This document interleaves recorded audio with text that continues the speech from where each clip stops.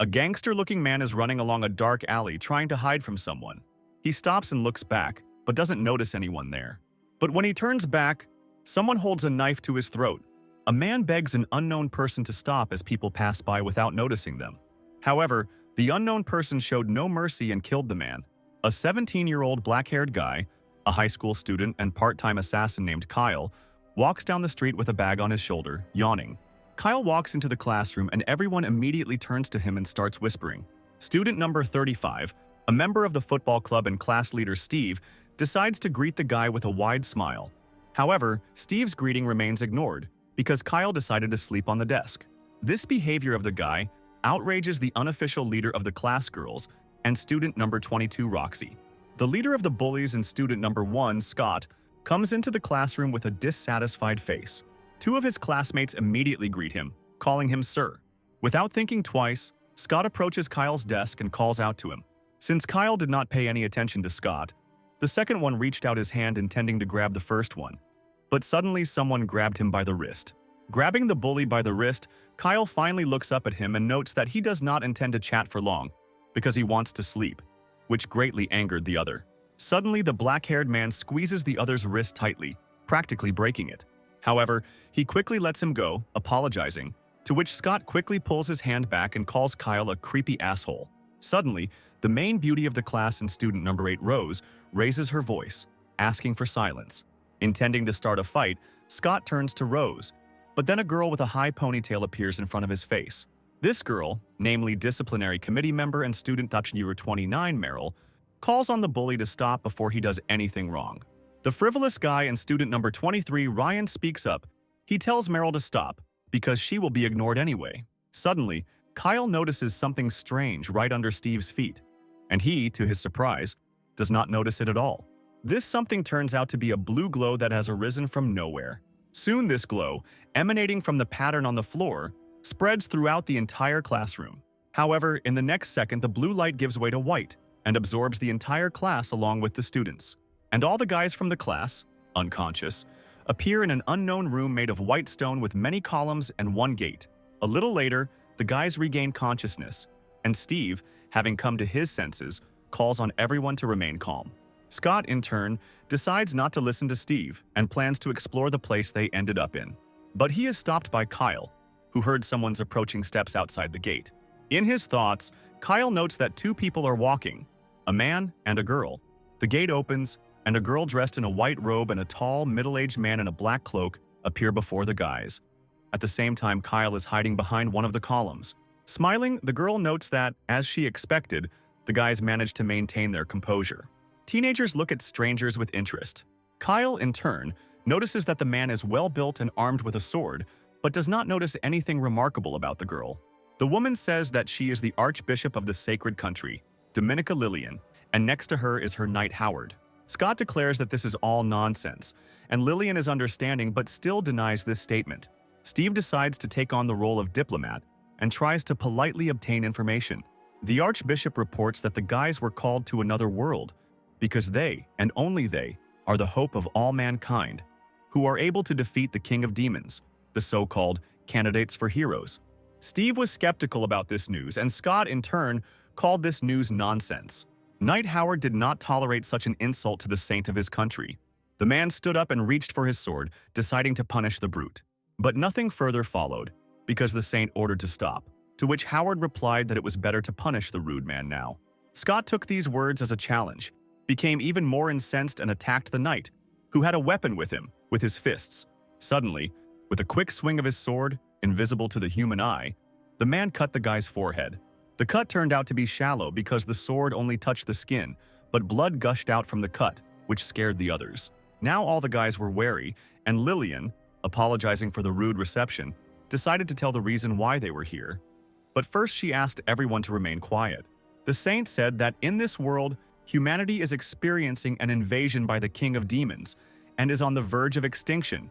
However, Saint Dominica still continues to resist, but she is not able to fully resist the invaders. Lillian again said that the hero candidates were the last hope of this country, which, now that the guys knew the situation better, alarmed them even more. Now more and more guys began to express their doubts out loud, quietly talking among themselves. and someone even burst into tears. To which Howard said that the guys must defeat the Demon King because this is the only way to return home. This news struck fear in the hearts of the children.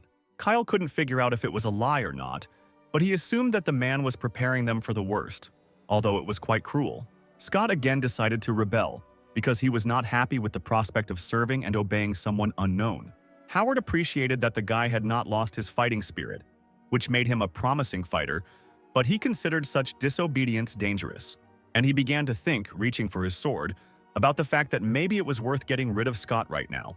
But before the knight could do anything, Lillian touched the guy's face, and light poured from her hands. A second later, the wound on Scott's forehead also began to glow, and soon healed completely. The saint then explained that she healed the wound with the help of the power of witchcraft bestowed by the god of the Dominican Republic, which temporarily brings into the world a new law, or, using the more familiar term, magic. The fact that the inhabitants of this other world knew the concepts of their world alarmed Kyle, and he suggested that most likely this was not the first call. Lillian said that this power is the main reason the guys appeared here and reached out to Steve with a hand enveloped in light. Suddenly, an unusual feeling struck the guy, as if all his organs were turning over inside, and his hand also became enveloped in light, which came from somewhere inside, flowing through his veins. Suddenly, this light in his hand began to transform and took the form of a long sword shining with blue light. The saint explained that her power is to awaken the power of blessing from hero candidates, but the power is granted randomly and cannot be changed. Lillian asked the guys to help her country despite how selfish it was, but Steve doubted again because no matter how much power they were given, they would not become any better at fighting. The girl promised that the country would take full care of them while they were training. Steve decided that for the sake of their survival, they should accept this power of blessing and the offer of new acquaintances. Following the guy, others agreed, following his example. The saint began to awaken everyone's powers, and Meryl was able to make her pen float using telekinesis. Scott received a blessing, an explosion. The others also received their blessings, and their hands glowed in different colors. The girl asked if everyone had received their blessings, hoping not to miss anyone. In response to this question, Kyle finally came out from behind the column and spoke about what he had not yet received. And so the saint touched the guy with her hand, embraced by a gentle yellow light. Suddenly, it was as if lightning struck the guy's eyes and the irises of his eyes turned red, and for a moment his vision deteriorated. And then above Lillian's head he saw some text in a frame, similar to a game window, in which the name, age, and some other indicators were indicated. Seeing that there was something wrong with Kyle's vision, she assumed that he had the blessing assessment, which is very rare. The saint explained that with the help of this skill one can learn details about the strength and skills of the chosen target. Then the guy decided to apply his blessing to himself, looking at his hand and concentrating. Then the same window appeared before his eyes, but the indicators there were different. Suddenly, Scott hit his blessing with all his might at the place where Kyle was standing. But, fortunately, the guy managed to dodge, and in his place a fairly deep crater appeared. Scott's eyes lit up with an evil light as he looked at Kyle again, showing off his strength. Laughing happily, Roxy said that she was very pleased to see how the always arrogant Kyle was intimidated. The guy wondered why everyone suddenly became so self-confident, because, given the information received, he could not say exactly how useful their powers were. Kyle thought that he couldn't hope for these blessings because no one knew when they would be taken back. But what he was sure of was that there were still many reliable ways to kill a person. Lillian said hopefully that for now the powers were difficult to control, but one day they would become strong, reliable fangs that would pierce the Demon King.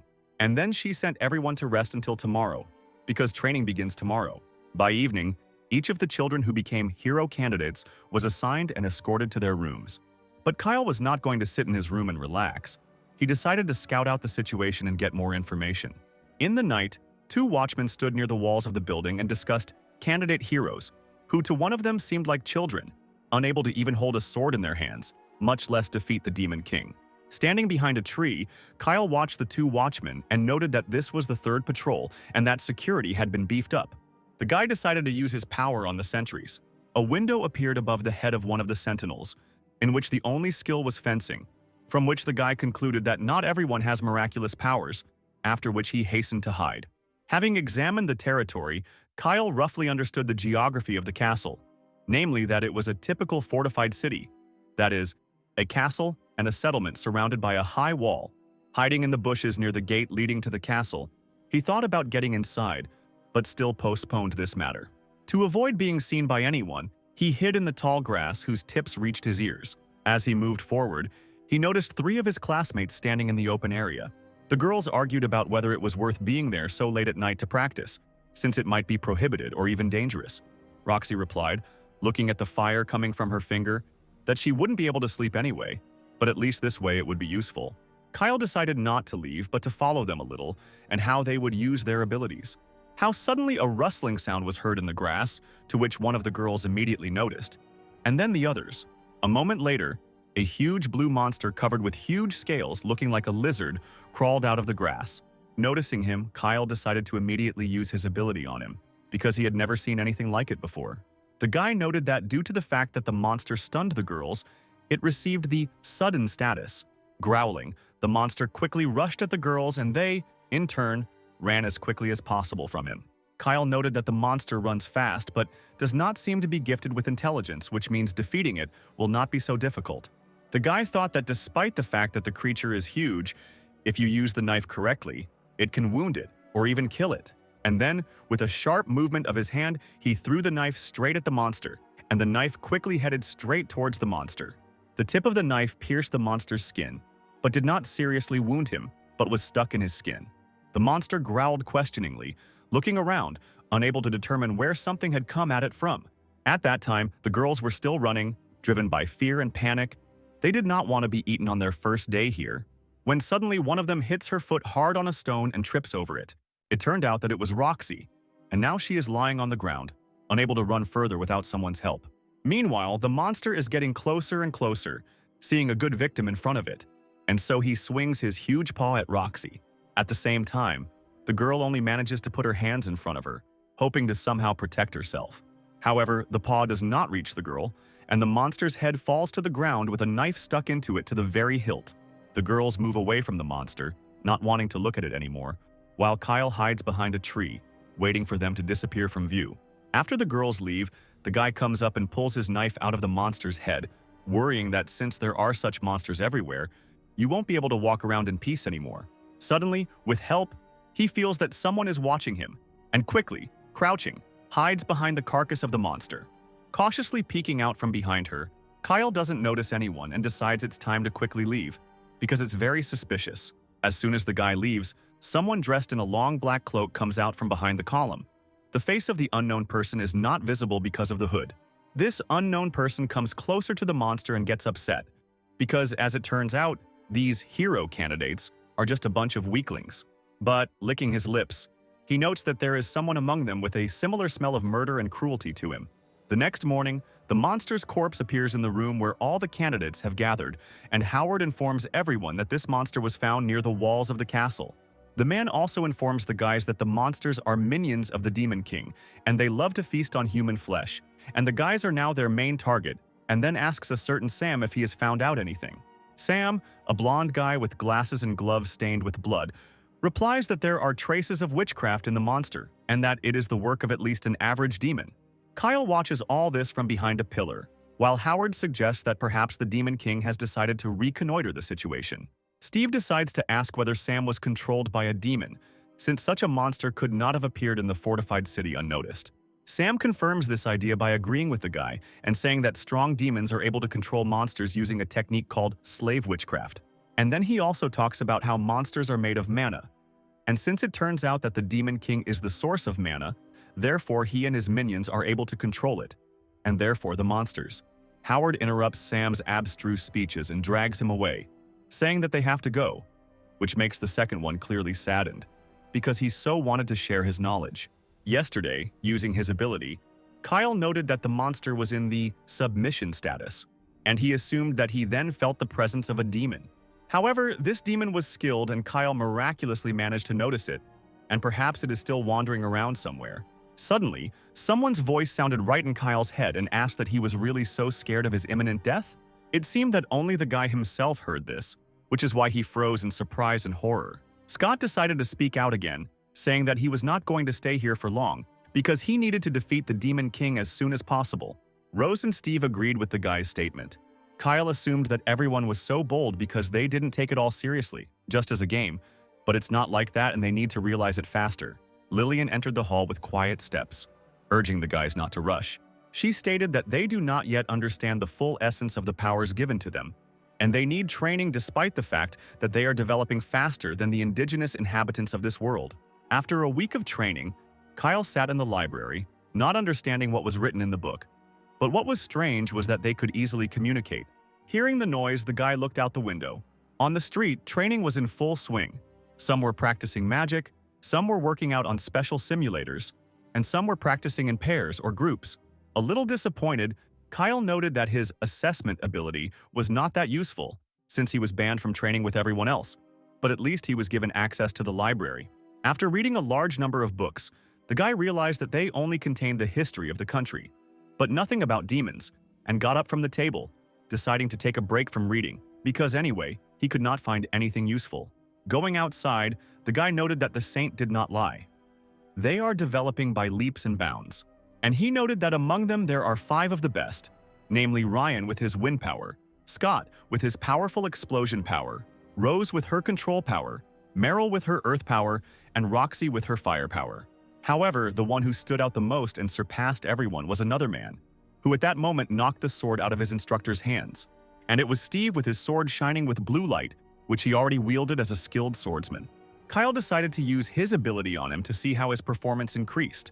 Seeing his skill window, the guy noted that a week ago, all his characteristics were DF level, and now they were AB level. Even considering that Steve was a genius, this was an incredible leap, so Kyle assumed that the blessing also affected bodies. Suddenly, those who had finished training approached the guy and began to mock him, because he did not train with them, but only read books. But Kyle noted that, for some reason, everyone began to look down on him due to the result of the growth of their powers, and therefore sent him disdainful smiles. Suddenly, one of the guys extended his hand to the guy, when suddenly something quickly hit him in the legs and the brute flew to the ground. Kyle, with a dangerous expression on his face, asked why he flew like that and whether he was injured. The others stared at the brute in shock because they did not understand what exactly had happened. Scott pointed out that it was worth stopping because he noticed that the saint was coming this way, and indeed it turned out that Lillian, accompanied by his knight, was heading towards the guys. Suddenly, the knight who was watching the training fell to his knees and everyone looked sharply at the girl. The saint said that since the progress was higher than expected, the training schedule would be accelerated. Ryan suggested in bewilderment that they wanted to send them to the king of demons himself, to which Lillian answered in the negative. She said that it was time for the guys to fight in a real battle with a real monster. This news stunned the guys. They did not expect this and were not ready for such training, at least mentally. And Kyle had an excited but enthusiastic look on his face. Lillian and Howard met the guys in the forest, and the knight announced that their practice would take place in the forest. He also announced that the guys should divide into groups because they would not be able to move in a large crowd. The first team included Steve, Roxy, and another girl. The second team included Scott and 2 more guys. And the third team included Ryan and Meryl. Looking around, Howard asked if everyone had been distributed. Then he noticed Rosie and Kyle standing separately, with their arms folded on their chest. Rosie said that no one invited her to the group, to which the others unanimously thought that they were too afraid to invite her. However, there was nowhere to go, and Rosie and Kyle teamed up to form a 4th team. When the guy thought about his partner, words such as self-confident and cool-blooded immediately popped into his head. Lillian announced that the best team would receive a prize, which made the kids very happy. Rosie and Kyle walked along a forest path at a distance from each other. The girl said she had one of the best blessings and asked the guy to just stay out of the way, to which the guy calmly replied that he relied on her. Turning around, Rosie contemptuously noted that Kyle had no pride. To begin with, the guy decided to look at the combat potential of his partner. Using his killer senses, he noticed that he was surrounded by 4 enemies on the left and right, 1 in front and 1 behind. Suddenly, a small monster with a club, looking like a green, ugly child, came out of the bushes. Without thinking twice, he immediately rushed at the guys with a vile scream. Rosie used her abilities and everything around began to glow pink. Under the influence of this pink light, the monster was pinned to the ground and could not move. Rosie's ability turns out to be control, which forces her to follow orders. Kyle notified his partner that there were still monsters around, which made the girl worry. She ordered the monster to drop his weapon and put his hands behind his back, which he obediently did. The guy noted that the girl looked tired, to which Rosie replied that if she uses this power for a long time, she will become exhausted. Kyle doubtfully noted that this power had too much energy consumption and advised him to kill the monster as soon as possible, which discouraged Rosie a little, because the monster was vaguely similar to a human. However, the guy didn't care at all, and he replied that enemies are enemies, and there was no point in leaving him alive. The girl listened to her partner and still agreed that the arguments were very convincing and reasonable. Kyle noted that despite everything, Rosie is still an indecisive schoolgirl, but the main thing is that she makes the right decision when danger comes. More green monsters with clubs appeared ahead, ready to attack at any second, and the girl also pressed them to the ground with her strength. However, this made her breathing hitch, which is clearly not a good indicator and means that soon she will not be able to cast magic. But still, it was time to finish with them, and Rosie ordered them to wring their necks. The monsters obeyed unquestioningly and broke their necks. The guy asked whether it was possible to force even this to be done, to which the girl replied that it was possible. But the stronger the opponent, the less the chance of success. The sight of the dead bodies made Rosie even worse, because even though they were monsters, they still looked like people, so this sight was unpleasant. But Kyle looked at the dead bodies not with disgust, but only with a cruel, cold gaze. Rosie didn't expect her partner to be so calm, because he doesn't even have much strength. The guy replied, examining the dead bodies, that he was not the timid type, and these monsters were just weaklings. Kyle invited his partner to come back if she was afraid, but the girl only confidently turned around and walked further into the forest. The guy noted the stable psyche of his partner, with whom he could work.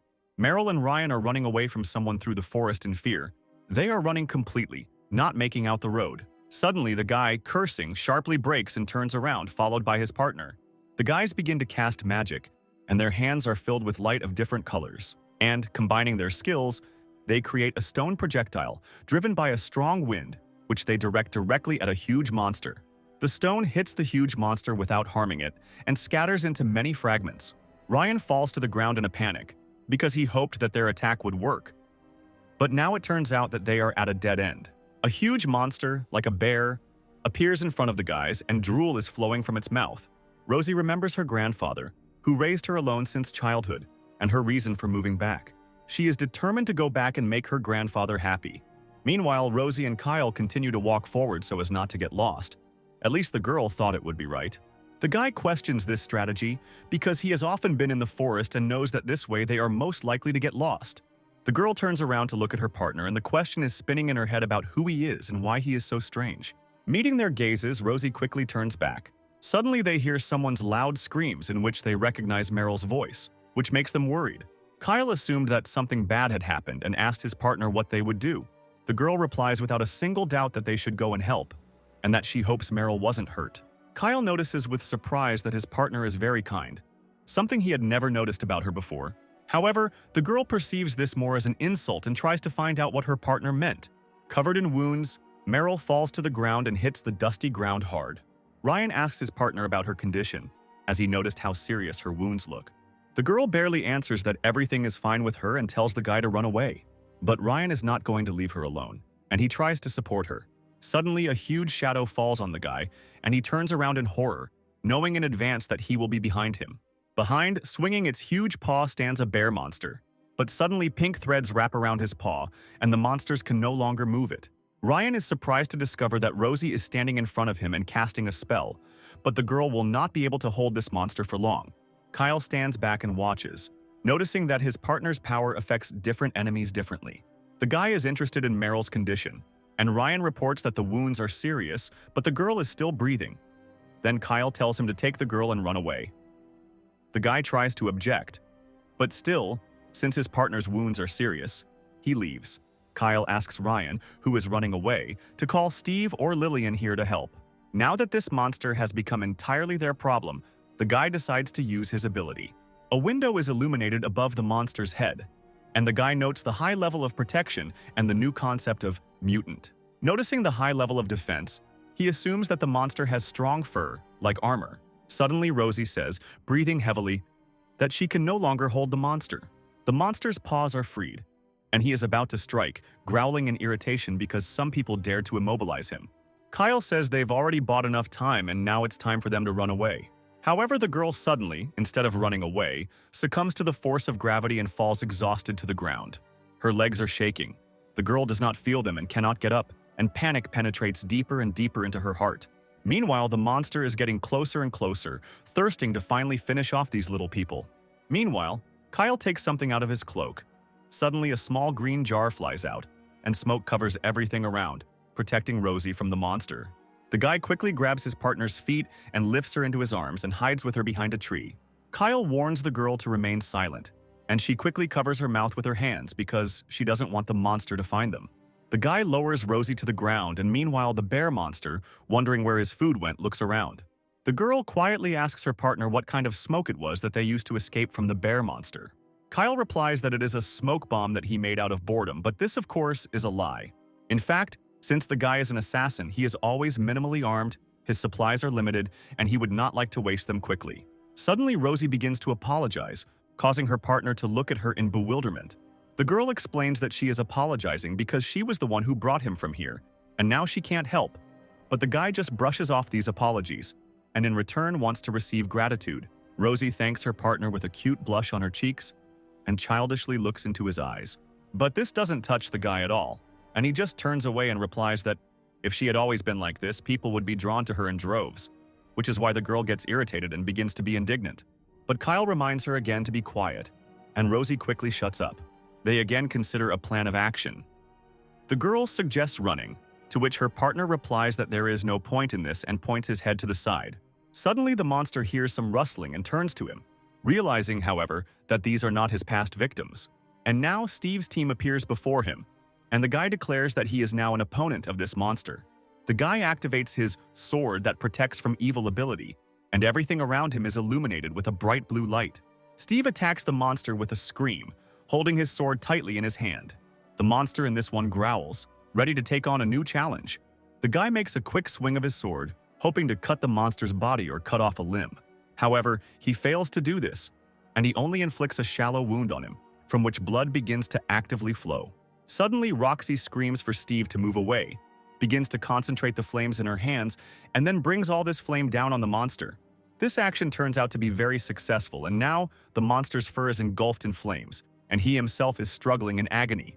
Roxy smugly says that she is sure that no one can resist this. Steve quickly finds himself next to his partners again. Suddenly, the bear monster growls loudly, spreads its paws, and the flames on its fur die out. Roxy exclaims in horror, not understanding how this can happen. Steve urges her to remain calm, because finally there is a chance. He notices that the girl's attack brought considerable benefit. The monster slowed down. The guy encourages the girls not to give up, because now the three of them together can defeat him. And now together they continue the battle. Steve invariably attacks, Roxy attacks with her flame. The third girl also attacks with her magic. It turns out that someone is watching this battle, and with a smile of sharp teeth, he says that it is only a matter of time. All this time, the experienced demon killer Duncan watched the battle of Steve's team. The demon notices that the monster will not be able to defeat Steve, and admires the speed of his development and his calmness. He calls the guy special. According to the plan, Duncan was supposed to conduct only a small reconnaissance, but now everything has changed. He is going to finish off Steve here and now. Meanwhile, the owner of the magic sword continues to confidently advance on the monster, striking. And then there is a blow, and blood flows like a fountain from the wound. The monster cannot stand on its feet. Steve, without wasting any time, quickly pierces the monster's chest, and the sword goes halfway into the monster's chest. Meanwhile, the demon prepares to attack, intending to teach the guy a lesson about never relaxing. And now the monster is defeated and, without moving, lies on the ground with a sword in his chest. Steve's team stands next to him. Duncan's eyes light up with crazy lights as he watches the guy, running his tongue along the blade of the knife and preparing to attack. Suddenly, he feels something strange that makes his body shudder, and panic settles in his heart. Someone put a knife to the demon's throat, which he did not expect at all. This someone turns out to be Kyle, whose eyes closely follow the demon's every move. And the guy now teaches the lesson that one should never relax to the demon, looking at him with cruelty in his eyes. The knife falls from Duncan's hands. The demon raises his hands, indicating that he gives up. Duncan can't believe that someone was able to take him by surprise, because this has never happened before. Suddenly, Kyle quickly stabs the demon's legs with a knife, cutting its tendons.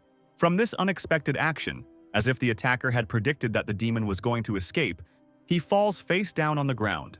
The guy leans over his victim's face, without removing the knife from his throat, and quietly tells him to remain silent, because he doesn't want Steve's team to notice them. Kyle says that he wants to ask the demon a few questions and then let him go. But Duncan does not agree to this, asking the guy who he is to do this. The guy replies that he is a shadow from another world, which immediately penetrates the demon's consciousness. And he angrily suggests that it was this creepy aura that he felt when they met for the first time. Meanwhile, Kyle continues and says that he knew what someone would do to them, but could not track down the demon. So he decided to use Steve as bait, which surprised Duncan because it means the guy knew everything from the very beginning. Kyle replied that he had too little knowledge about this world, and then he wanted to learn about everything from the demon, which the demon was not going to agree to. Suddenly, Duncan is struck by severe pain, causing him to scream, and it turns out it was Kyle. The guy threatens to give the demon hell on earth if he doesn't cooperate, to torture him to death. But the demon is not going to obey, and therefore decides to take extreme measures. He clenches his jaw so hard that his teeth begin to grind and something inside his mouth breaks. Suddenly, the veins on Duncan's face bulge, blood begins to spurt out of his mouth, and his eyes begin to roll back in his head.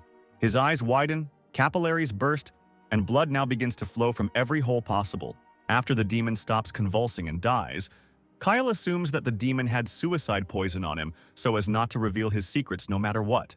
This makes the guy excited, because the army of the Demon King carefully approached the issue, which means that only serious problems can be expected from them. Suddenly, a skill window flashes above the guy's head and begins to make sounds, notifying him of something. However, at the same time, Rosie finds the corpse and Kayla next to it, and looks at the dead body with fear. The guy immediately decides to ask the girl how much she saw and heard. The partner replies that she saw little, only how he fell and nothing more.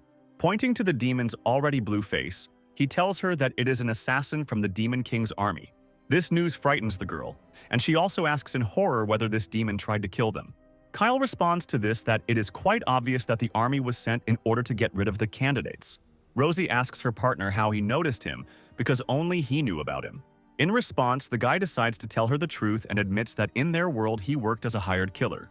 This news plunges the girl into complete shock. She did not expect to hear exactly this. Kyle says that the girl may not believe him, but the corpse lying in front of them is strong evidence of the veracity of his words. The guy asks his partner not to tell anyone about who he is and what she saw today. Still, as Kyle reminds them, their class is already very worried about Meryl's injury.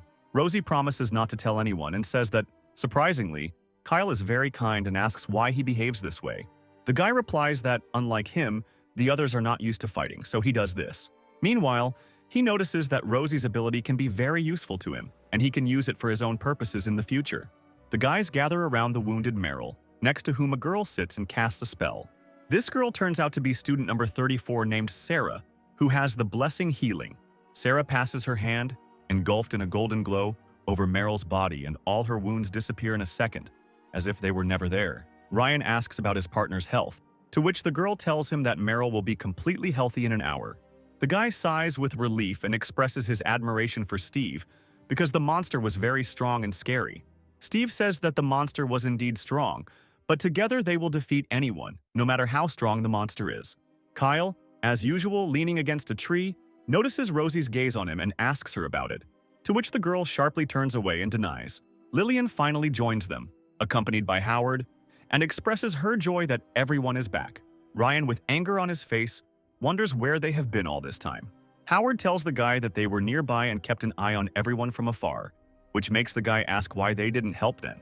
With a chuckle, the knight asks a counter question about whether it would be a good training if they helped every time. Then, Steve decided to point out that one of the candidates almost died. In response to this, Howard said that in a real battle, every life is on the line, and that now only such battles await them, and they should not whine. The guy said that everything they said was a lie because only weak monsters should be found in this forest. Lillian noted that it could have been the work of a demon killer. She said that initially there were no armored bears in this forest, which means that someone decided to test the strength of the candidates from it. Howard suggested that this killer demo was still somewhere in the forest, to which the saint replied that it was necessary to strengthen security. And also, in the girl's opinion, it is necessary to strengthen training, otherwise all the candidates will simply be killed. A wave of dissatisfied comments went through the crowd. Steve decided that it was necessary to avoid intensifying training, and therefore attributed this not very successful outcome to anxiety and called this decision ridiculous. But Lillian was adamant. She replied that even if it was ridiculous, you had to go through it, otherwise everyone would just be killed. Scott butted into the conversation, not wanting to listen to Lillian. Suddenly, Howard appeared right in front of the guy, as if he could teleport, and he fiercely explained that they were all just pawns of Mistress Lillian, and they had no right to disobey her. And the sooner they realized this, the better. This statement surprised and shocked all the candidates, because before everyone had told them that they were great heroes, but as it turned out, everything was completely wrong.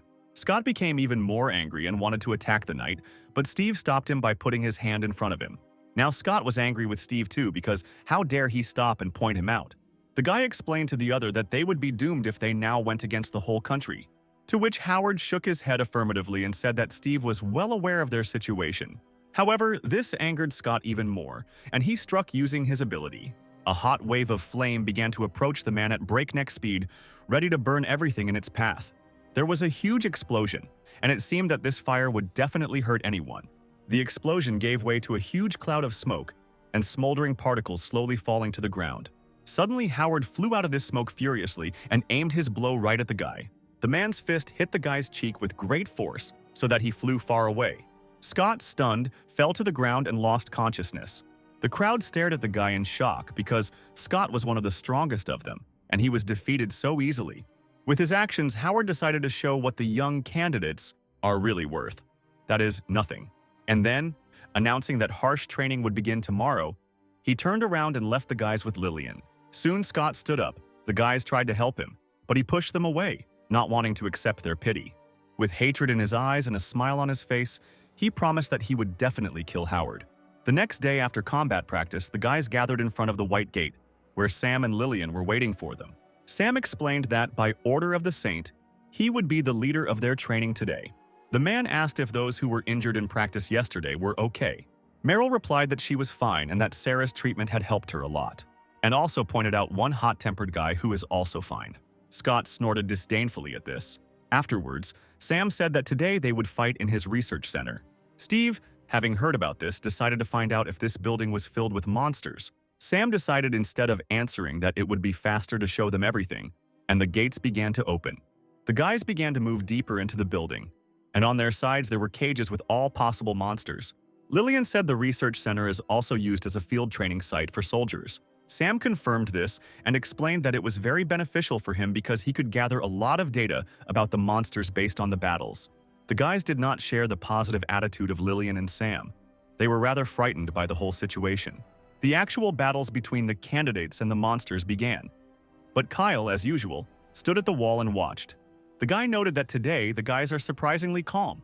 Perhaps it's due to yesterday's experience. However, he also noticed that despite the great confidence, there was still fear in their movements.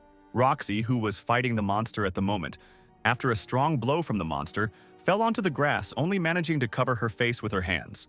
However, she quickly stood up and, rubbing the bruised area, was about to strike again. The monster, whose armor was slightly charred, prepared for the next blow, holding out his huge sword in front of him.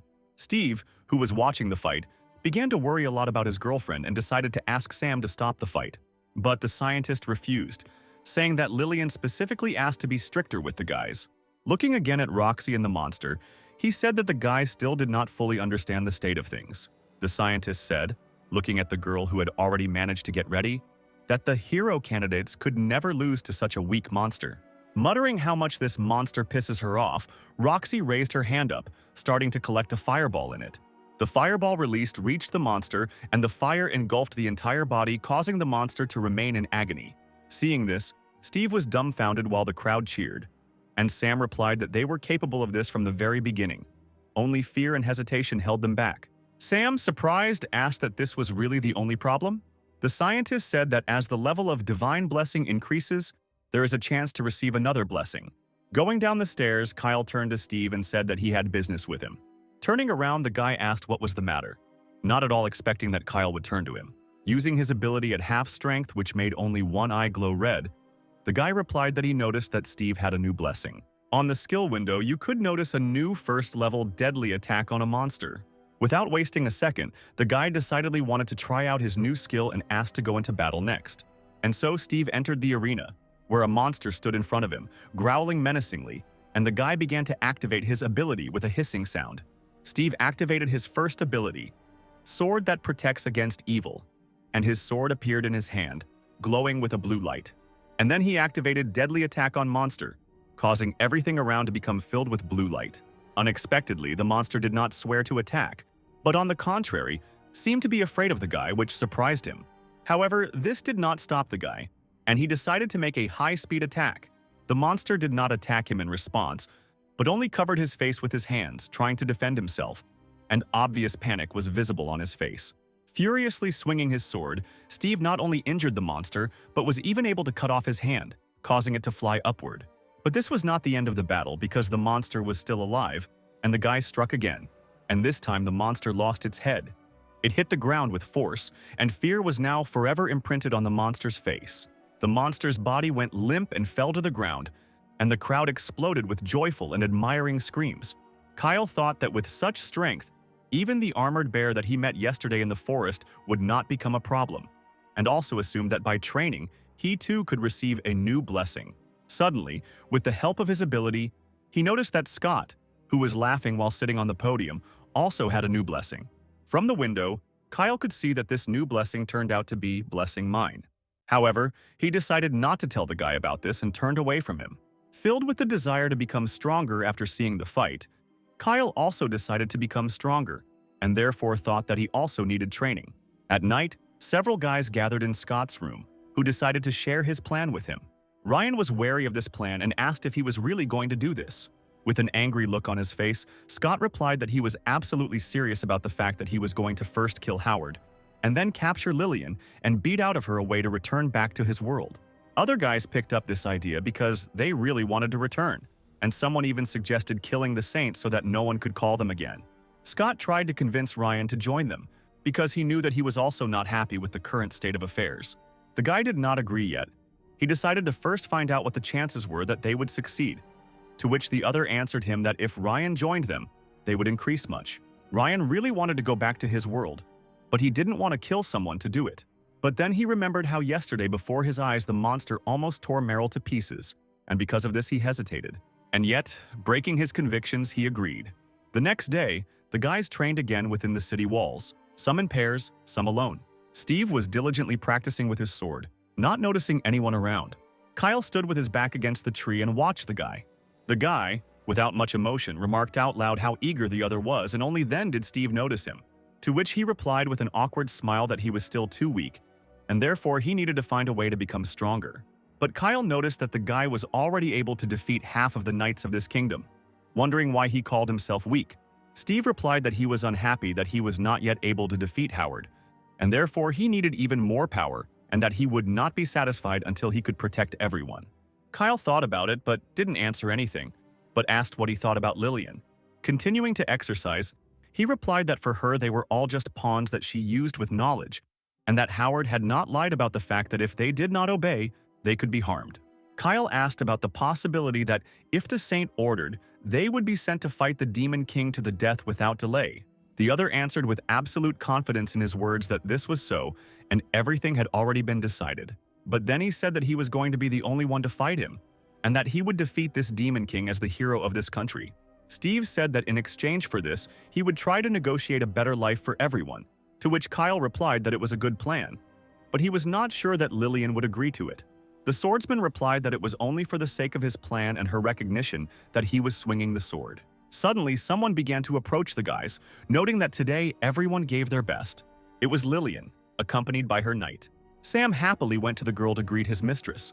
Lillian announced that while she and Howard were away, the hero candidates would remain in the scientist's care, to which Sam replied that the Saint could rely on him.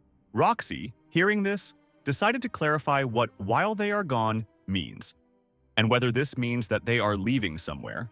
Lillian, with her ever-present smile on her face, replied that they were indeed leaving for a few days and that Sam would be their handler. After this announcement, the girl and the knight hastened to take their leave.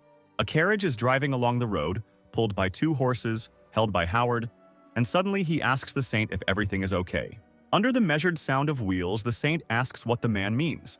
The knight calls on Lillian to stop making a fool of herself, because he and she know for sure that Scott is up to something. The girl replies, slowly sipping tea from a cup, that most likely he will try to rebel against them. Without taking his eyes off the road, the knight asks what she plans to do if all this suddenly happens. But Lillian replied, looking out the window, that she decided not to take any action because she was curious what Scott would come up with. And Howard says that he doesn't mind, but the guy is still developing and he is a hero candidate, albeit small, but there is a chance that they will unite. But the Saint doesn't care much about this, and she replies that they still can't defeat her, that it's impossible. Howard, looking away from the road, squints in Lillian's direction and agrees with her. But he wants to say something else, when suddenly the girl asks if he thinks that this situation could be very beneficial for them. The Saint says that she wanted to gradually show them their place in the world, but this uprising is an excellent excuse to break their claws. But then she remembers another dubious person and wonders whether she should be left alone. Kyle quickly runs away through the night forest from a lizard monster chasing him.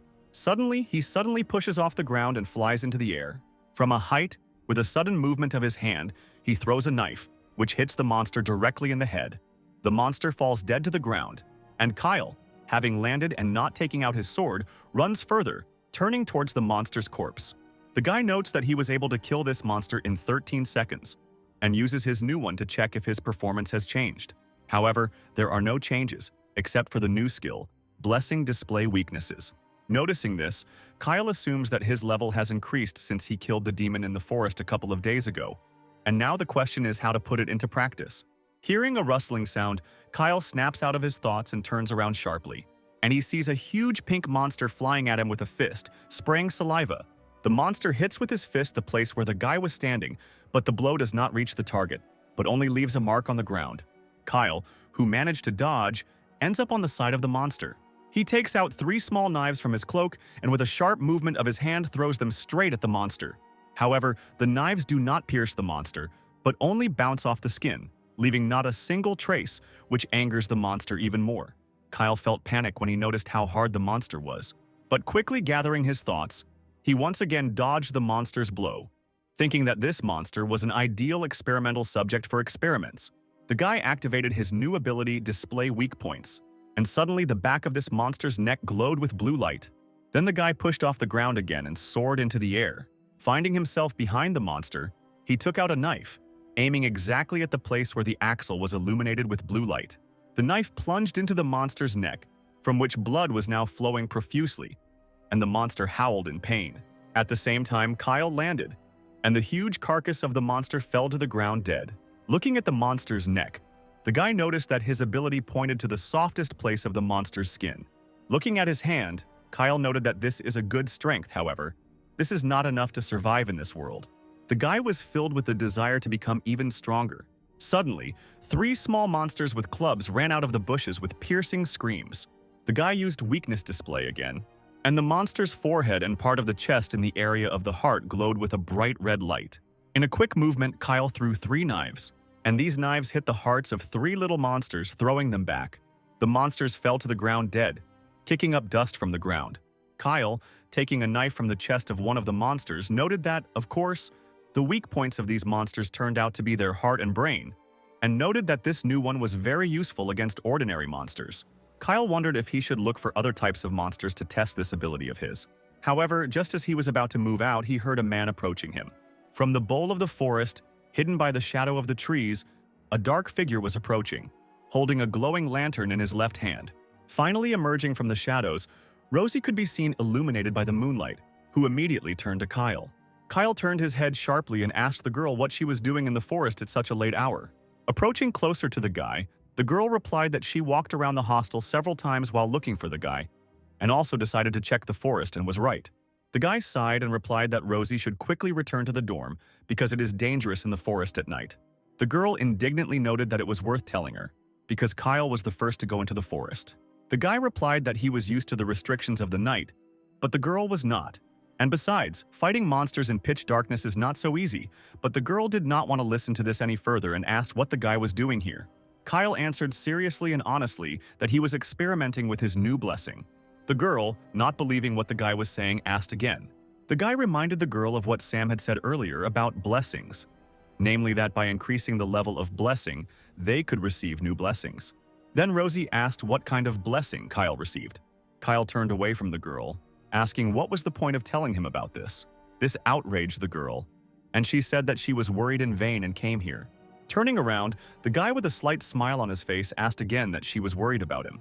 The girl, stuttering, shouted with a reddened face that she didn't mean that. Not paying attention to this, Kyle turned his head back, saying that it was time for the girl to return, and he would still stay and experiment. Rosie answered resolutely that she would go with him, when suddenly, she noticed something with her peripheral vision and turned her gaze to the side. It turned out that the girl noticed the smoke and wondered what was going on there, to which Kyle also noticed and turned his head. This smoke came from the dormitory building, which was completely engulfed in hot flames. The guys from the hostel in their pajamas ran out into the street, where they were met with threatening roars by hungry monsters. However, not everyone was far from the fire yet, so Sarah and another girl ran away from the fire. Suddenly, a huge red monster appeared right in front of the healer, opening its mouth wide in a threatening roar. But then a blue flash flashed by. It turned out it was Steve, who cut the monster and, holding the girl by the shoulder, held her back. The guy sympathetically asked the girl if she was okay. The girl quietly replied that she was fine and thanked the savior. Suddenly, 5 small monsters with clubs appeared in front of them, which Steve immediately noticed and put his hand in front of the girl. Taking his sword in his hands, the guy excitedly noticed that there was no end to them. Suddenly, with a loud crash, a huge wave of flame flew at these monsters, burning them alive. It turned out to be Roxy, irritably noting that this fire and monsters had disturbed her sweet dream, and she also wondered where these monsters came from. It turned out that Scott was standing behind her, who replied that it was not the time to ask these questions, but first they needed to deal with the monsters and the fire. Kyle and Rosie hurried to join the others. Seeing them, Ryan was relieved and said that he was very glad that no one was hurt. Kyle replied that they went out for a short walk and asked about what happened here, but Ryan himself didn't know what happened here. He said that he just escaped from the fire and there was a horde of monsters. Then Kyle noticed that this was more similar to human methods, which means there must be a puppeteer somewhere nearby whom they must track down. His guess was confirmed by Sam, who suddenly appeared, taking the guys by surprise. The guy sat imposingly on the wall, putting one leg on it, while slowly burning particles flew around him. Looking at him carefully, he said that he had been wondering why there was a whole bunch of monsters here. However, if Sam was behind everything, it began to make sense, and that these monsters were from his research center. The scientist replied with a smile that Kyle was right, and noted that the monsters had to be strengthened with drugs so that they were suitable for his plan.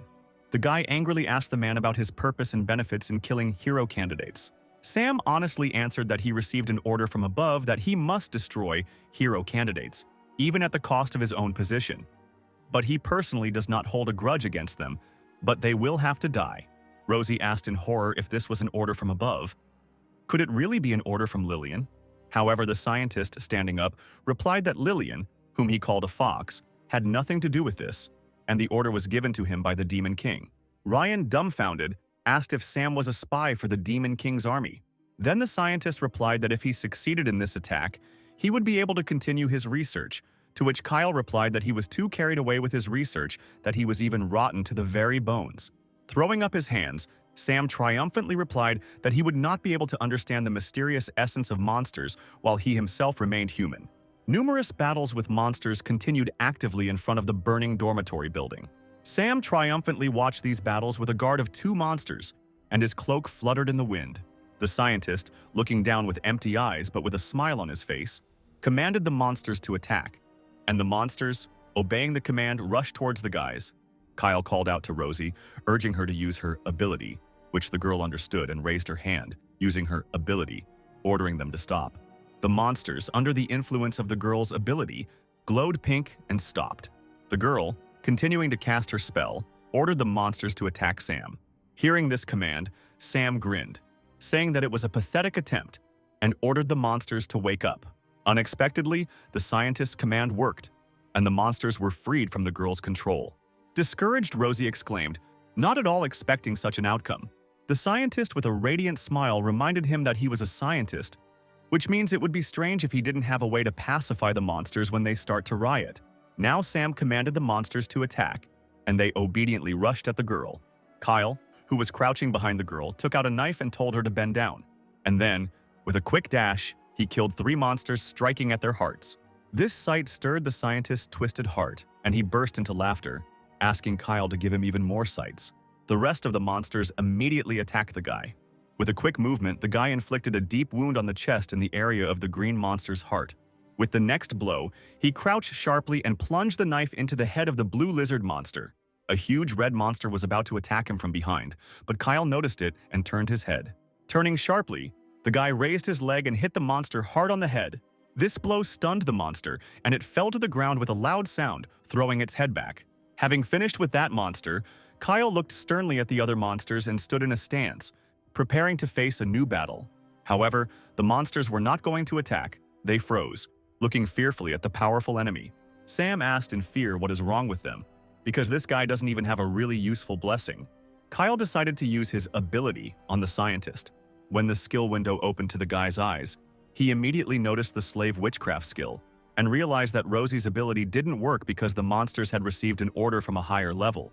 Since things didn't go according to plan, Sam decided to use his trump card, which he didn't want to use. Standing on the wall, he took out a whistle, and a loud piercing whistle was heard. Kyle, not expecting what the scientist did, asked what he was up to. Sam replied with a smile on his face that the guy would soon understand everything. Preparing to attack, Kyle took a step forward and said that he would get rid of him faster, but he did not have time to finish his sentence. Suddenly, he saw something unexpected in front of him. It turned out that a huge fireball was flying towards him, but the guy managed to dodge and the ball crashed into the ground. The guy jumped several meters away from the fireball. Suddenly, raising his head, he saw something he did not expect to see. There was a huge red dragon in the sky, preparing to release another fireball. With a loud roar, the dragon opened its mouth, preparing to attack again. Standing on the wall, Sam solemnly announced that this was the red dragon and his best trump card. The dragon, in comparison with which everything seemed small, lowered its gaze down, looking for a new target. Suddenly, he jumped from the roof of the house, destroying the chimney, and fragments of this chimney flew down. Pieces of the chimney flew straight towards Kyle, Ryan, and Rosie. In a second, Rosie realized that she would not be able to dodge this stone, and she froze in fear. But before the stone touched the girl, Kyle saved her by jumping away from that place, holding her close to him. Releasing the girl, he asked if she was okay, while preparing for a new attack by the dragon, which was in the sky and looking right at them. Kyle asked the same question to Ryan, who was standing behind, and then said that the next attack would be coming soon, and ordered the guy to take Rosie and leave. Flapping his wings, the dragon quickly flew down. The dragon appeared in front of the guys and Kyle screamed, getting its attention as Ryan quickly ran away with Rosie in his arms. The dragon roared furiously, raising its head and thereby opening its neck, where one place glowed with blue light. It turned out that it was Kyle who used his ability to find a weak point. The guy slashed at the dragon with his knives. However, his blow not only did not wound the monster, but also his knives shattered into small fragments. Suddenly, Scott, standing on the roof of the house, exclaimed that such a giant was just for him. And, shouting for the dragon to die and activating a new ability explosion, he delivered a powerful blow. This blow stunned the monster, and he raised his head trying to recover, and Scott flew down with a perky smile. Upon reaching the ground, Scott looked at the dragon and exclaimed, mocking him. But his joy quickly ended, because something happened that scared the guy. The dragon, quickly coming to his senses, breathed fire directly at the guy with even greater fury, which is why he did not have time to dodge, but could only cover his face with his hands. Scott's clothes and hair caught fire, and he began rolling on the ground in an attempt to put out the fire. The guy managed to put out the fire, and he turned to Kyle, because with a sigh, he said that there was no point in relaxing. Getting to his feet, the guy turned to Scott to tell him his plan. Kyle said that together they could defeat this dragon. While the dragon was preparing for a new attack, Scott asked in a pretentious tone what use Kyle had to him. Kyle replied that he knew the dragon's weak points. However, he needed Scott to get to them. To this, the guy replied that he was not going to team up with a small weakling. Kyle did not respond to the other's statement, but only noted that the dragon was returning. Now the monster decided to strike with its tail, which swept away everything in its path. The guys were able to dodge the giant tail by jumping in time. Noticing that his attack was unsuccessful, the dragon, with bubbling sounds, again began to concentrate the fire in its mouth. Scott, who had just avoided the tail attack, had no time to prepare for the dragon's next attack. And so the dragon again directs a wave of fire at the guy, from which he again does not have time to dodge.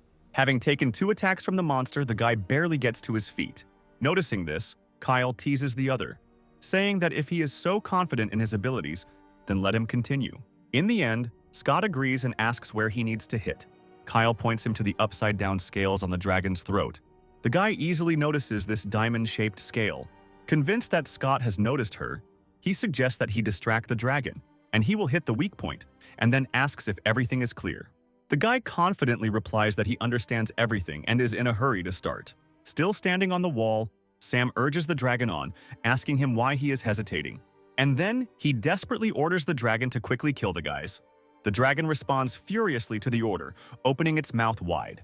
The dragon begins to take off, flapping its wings, thereby creating strong gusts of wind. And then, landing again, he growls furiously, opening his mouth wide and sticking out his tongue. Kyle is throwing knives again. Knives that fly into the dragon's face fly away without hurting it. Turning his attention to the guy, he turns on him as he runs away. The monster tries to grab the guy with his teeth, but he deftly dodges and runs on. Suddenly, the guy stops, sliding along the ground. The dragon's neck ends up near the ground as Scott quickly runs towards it, and Kyle gives him the go-ahead. At speed, the guy falls to the ground and I drive right under the dragon's weak point. And then, using his ability, he strikes directly at the dragon's weak point. The charred dragon makes puzzled noises as its head falls down.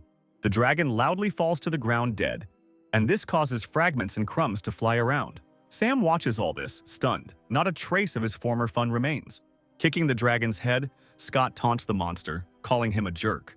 Kyle teases the guy for saying this even though he can barely stand, to which the other tells him to shut up. Looking up, Kyle asks the scientist what he will do now without his trump card.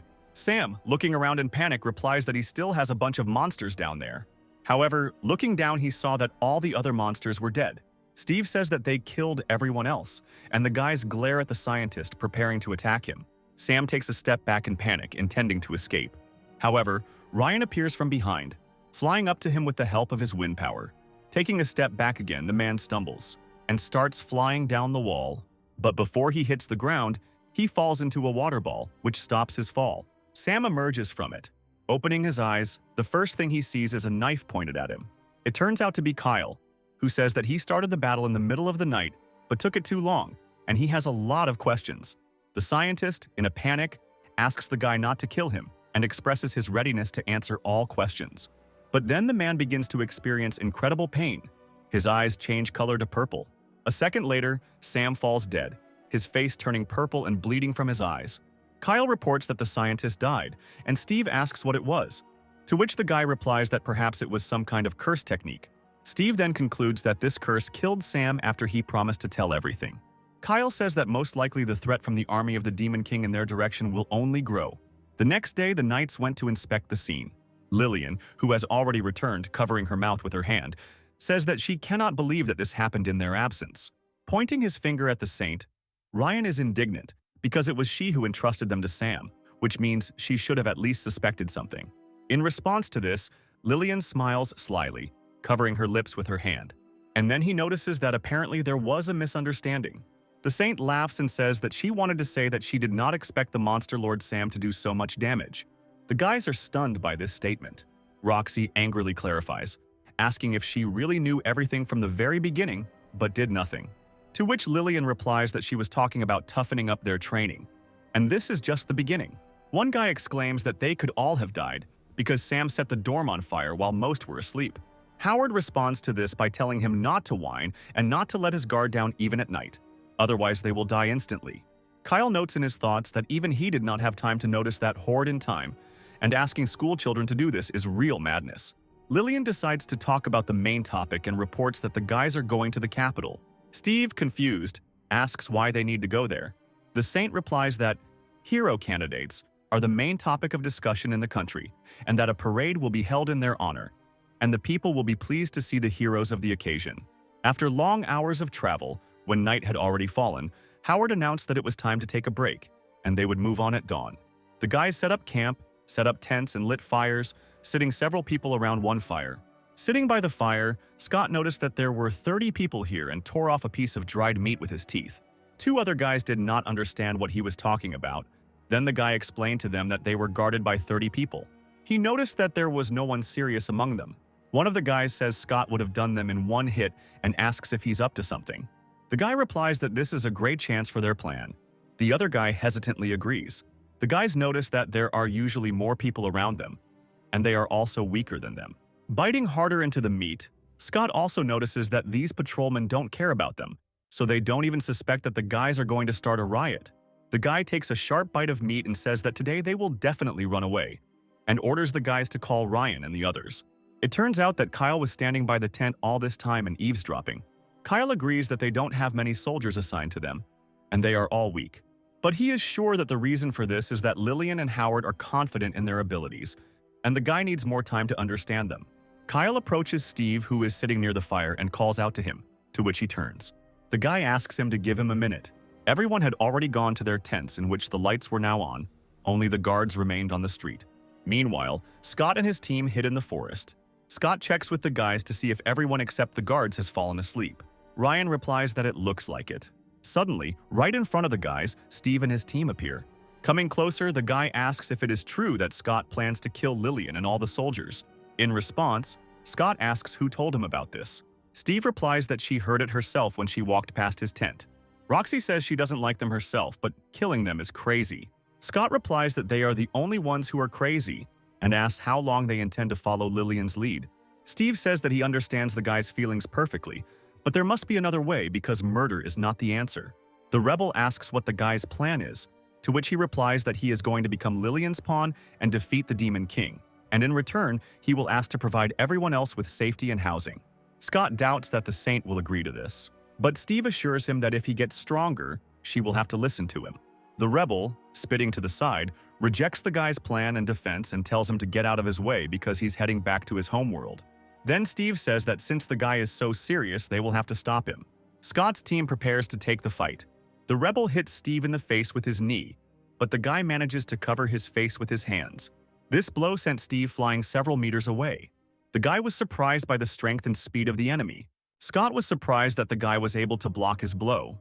While the guys were amazed at each other's strength, two guards came running to the sounds of their battle and asked what they were doing here. Scott was afraid that Steve would tell everything about the riot, but the guy only replied that they were just having a small quarrel. Hearing this, the guards turned around and, telling them to go to bed because it was already late, left. Scott also turned around and said that this is all boring. The guy angrily stated that he was annoyed by the softness of the other. The next day, the guys arrived in the capital of Dominica. Ryan, admiringly looking at everything that surrounded him, exclaimed how amazing it all was. Merle said quietly that her capital was annoying because there were so many people there. But then Roxy noticed that things weren't as bad here as in Tokyo, to which the other girl just laughed. The carriage drove slowly along the main street, followed by the guys, surrounded by guards. Howard suddenly shouted to the crowd to disperse, because a saint and a group of hero candidates were coming. The crowd obediently dispersed, letting the guests through, and people, surprised by this, not believing their eyes, asked whether these were really those chosen by God himself. The crowd joyfully greeted the hero candidates. Steve decided to greet them back by raising his hand. Scott and his two friends were only irritated by such attention in the crowd, and they looked around angrily. Kyle noted that it turned out they were not lying when they said that the townspeople were relying on them, to which Rosie replied that this made it creepy. When the candidates arrived at the castle, they were met by the Holy Knight Right, and, having greeted them, he sent the guests to rest. The boys went to their bedrooms, where they found very soft beds, which were especially soft after sleeping on the ground. Afterwards, they went to bathe in the hot springs, and then they all got plenty to eat. However, Steve decided to put aside rest and all the comforts, and instead returned to training. Kyle also decided to postpone his vacation and instead decided to gather information. While moving around the castle, he noted a large number of guards, which made moving around the castle much more difficult. Continuing to explore the castle, the guy looked through one window and noticed someone. This someone turned out to be the already familiar Knight Right, who was talking about something with the guards. Kyle decided to stalk up behind a tree and listen to what they were talking about. One of the guards asked about the candidates, to which the knight replied that they were now resting in the guest rooms. The same guard asked whether these guys had really been chosen by God, to which the man replied that they had powers that ordinary children should not have, so it must be true. The guard asked if Wright was worried about the possibility of action from the believers in the Demon King, because by inviting candidates, they could provoke them. Another guard notes that they have indeed been seen acting suspiciously lately, so they should be more careful. While hiding behind the bushes, Kyle heard about Demon King believers, which raised questions in his mind. Wright responded that since they were hero candidates, they shouldn't worry about these believers. Remembering that training will begin soon, the knight and his guards leave. Kyle became curious to know more about these Demon King believers, so he decided to go out into the city to ask people about them. In the evening, the bar is crowded as usual, and therefore noisy, and smells strongly of alcohol. After placing a coin on the counter, someone asks the shopkeeper to pour him a glass of ale. This someone turns out to be Kyle, who decided to find out more about the affairs in the capital in a bar.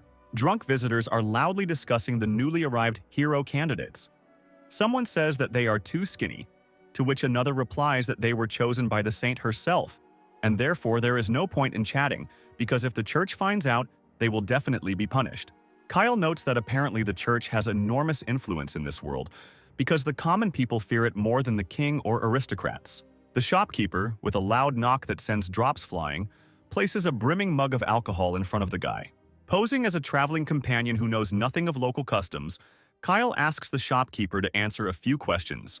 The guy asks about who the Demon King believers are that they talk about on every corner here. In response to this question, scratching his ear with his little finger, the man asks if the guy knows that the country is now at war with the army of the Demon King. And the man says that the king of the demons who controls this army seems to many to be an almighty monster. So among the people, there were those who admire and worship his power. The shopkeeper continues that these same believers are now rampant throughout the country, and recently they even blew up several aristocratic houses. Kyle replies that this all sounds like a serious problem, and in his thoughts, he compares them to terrorists. Leaving the bar, the guy walks through the city at night. The guy notices that everyone here believes that only candidates for heroes are able to defeat the Demon King, and that the believers hiding in the capital may very soon begin to act, which worries the people. Suddenly, Kyle is called out by Rosie, who has suddenly appeared among the crowd. Running up to him, she asks him where he has been all this time. Turning away from the girl, the guy says that they don't know anything about the capital, so he decided to collect information. In response, Rosie was indignant, saying that she understood everything, but you couldn't act alone because it was dangerous. And she declares that if he asked, she would be glad to help him. Kyle, not at all touched by this, turns around and says that he can handle everything himself, and the girl is better off keeping in class, to which she is indignant and shouts after him that she doesn't understand why he behaves this way, because she can help. Resigned, the guy answers with a sigh that she can really help him with something, namely help him collect as much information as possible. I'll ask around the townspeople. Rosie, in turn, hearing this, agrees with joyful enthusiasm. And then, humming something under his breath, he leaves and disappears into the crowd. But then it turns out that there was a person in the crowd who had been eavesdropping on their conversation all this time. Kyle returned to his room through the window and concluded that in the end he did not learn anything useful, but what he learned about their enemy was enough. Suddenly, Kyle hears something suspicious. Leaning against the door, he notes that for some reason the guys are making noise in the middle of the night. Leaving his room, he notices that all his classmates have gathered there. After asking what's going on here, Kyle is told that they can't find Rosie anywhere. One of the girls replies that Rosie's roommate noticed that she hasn't returned yet, which is why they are looking for the girl. Kyle notes that he was also gone for a long time, but since he lives alone, they might not have noticed. And all he says out loud is that this whole situation makes him worry. Steve asks the guy if he knows something.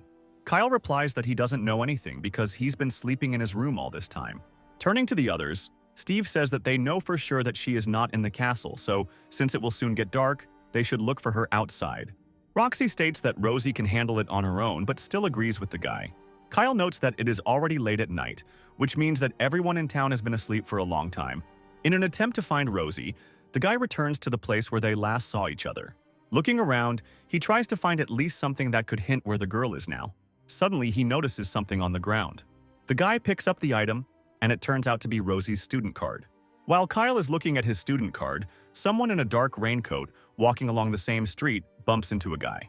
Suddenly, the guy is attacked from all sides, armed with swords, by people in dark cloaks. Kyle skillfully fends off one of the attackers with a knife.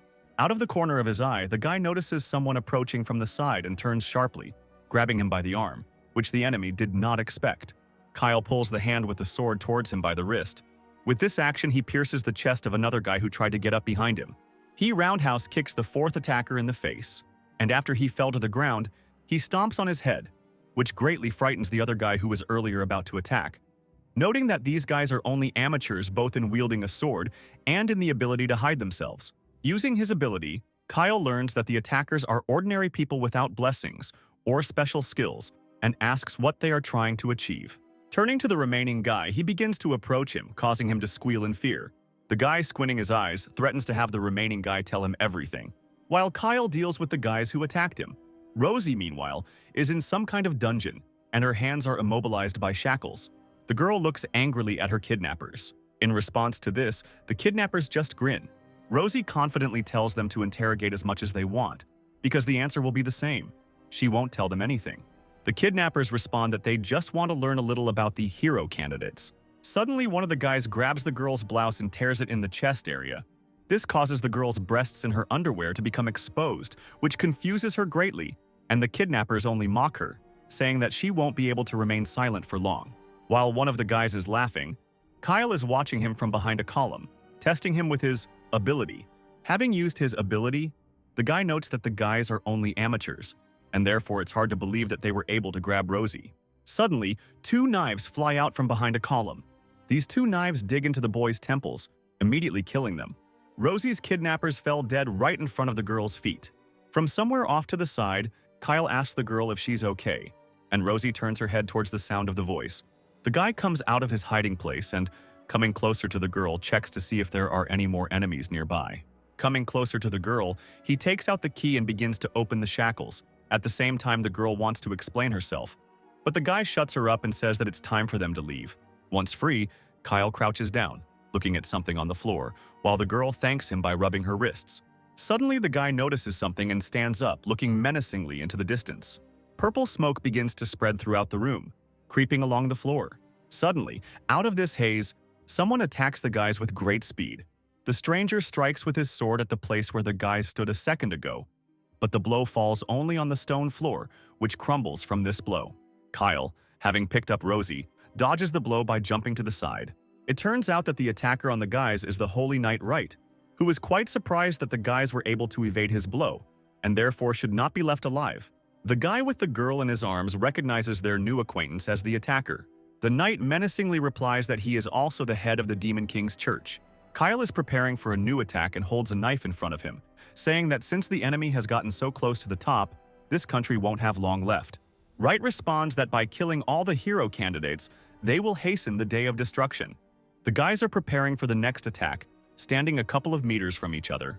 Kyle decides to use his ability and his eyes glow red, and a window of skills appears in front of the knight, and the guy notes that all his indicators are at an average level, which makes him universal, which means he cannot let down his guard. Wright jumps up and swings his sword at Kyle. He dodges again, and again the blow falls only on the stone floor. Suddenly, the man puts his hand in front of him, from which some kind of red seal appears, and he casts a fire spell. The red seal grows in size and many fireballs begin to fly out of it. The guy dodges again, quickly jumping up. But the knight was just waiting for the guy to jump, because now he wouldn't be able to dodge.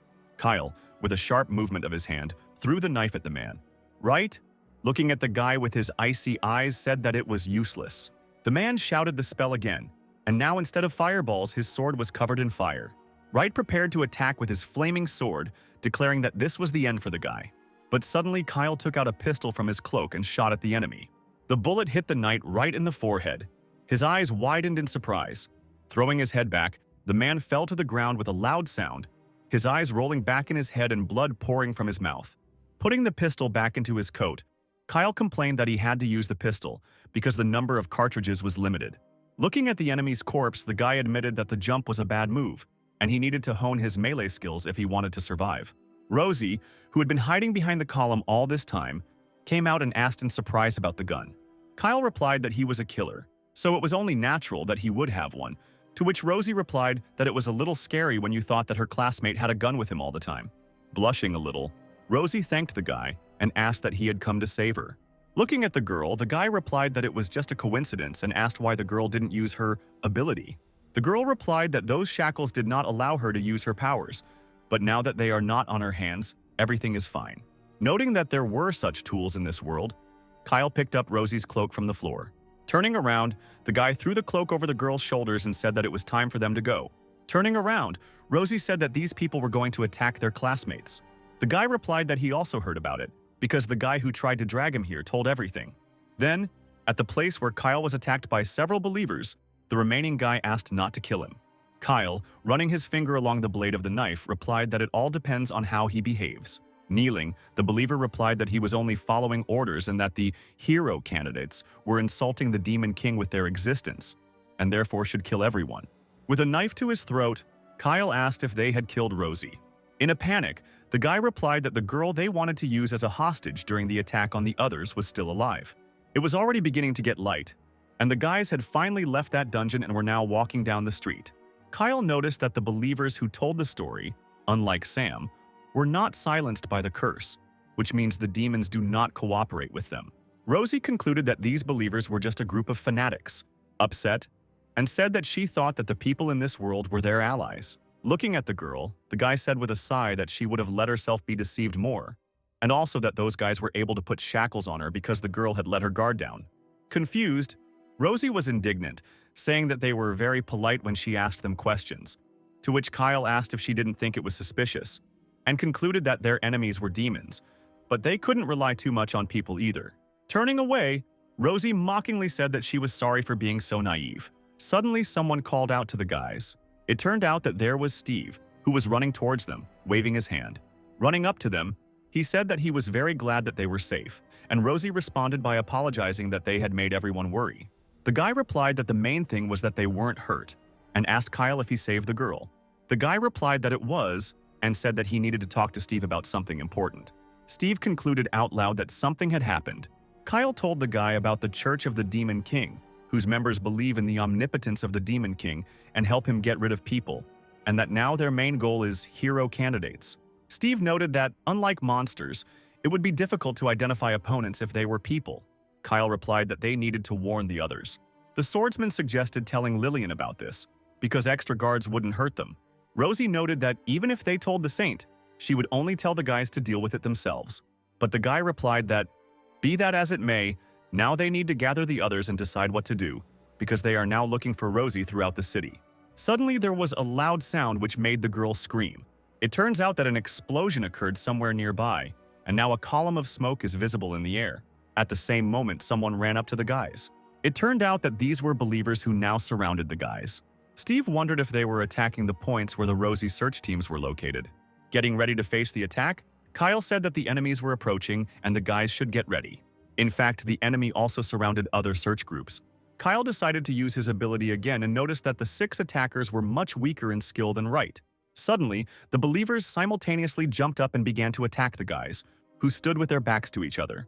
Extending her hand, Rosie used her ability, control, and a pink light flew from her hand straight towards her enemies. The attackers, engulfed in this pink light, lost control of their bodies, which scared them. Kyle threw several knives with a sharp movement of his hand. These knives hit the attackers directly in the heads, causing them to die immediately. Steve told Kyle that believers are only people, not monsters. But the guy, frowning and looking at the other, replied that it didn't matter, because the main thing was that now they were their enemies. Steve tried to object, but Kyle noticed that while he was talking, another one appeared. This yet another enemy decided to attack Steve from behind. But the guy managed to turn around in time and, cursing, blocked the blow of the sword with his sword. And then he angrily asked why they were doing this, namely, behaving like monsters because they are the same people. The attacker replied with a smile on his face that they were doing all this for the sake of their master. Rosie, noticing that Steve was attacked, wanted to use her power. But Kyle stopped her by putting his hand in front of her, which surprised the girl. Kyle explained that he stopped her because it was time for Steve to stop being such a softie. Swinging his sword, Steve cut through the believer's sword. The guy said that he would let the believer go if he put down the sword, but shouting that he should not mock him, he only became even more incensed and attacked the guy again.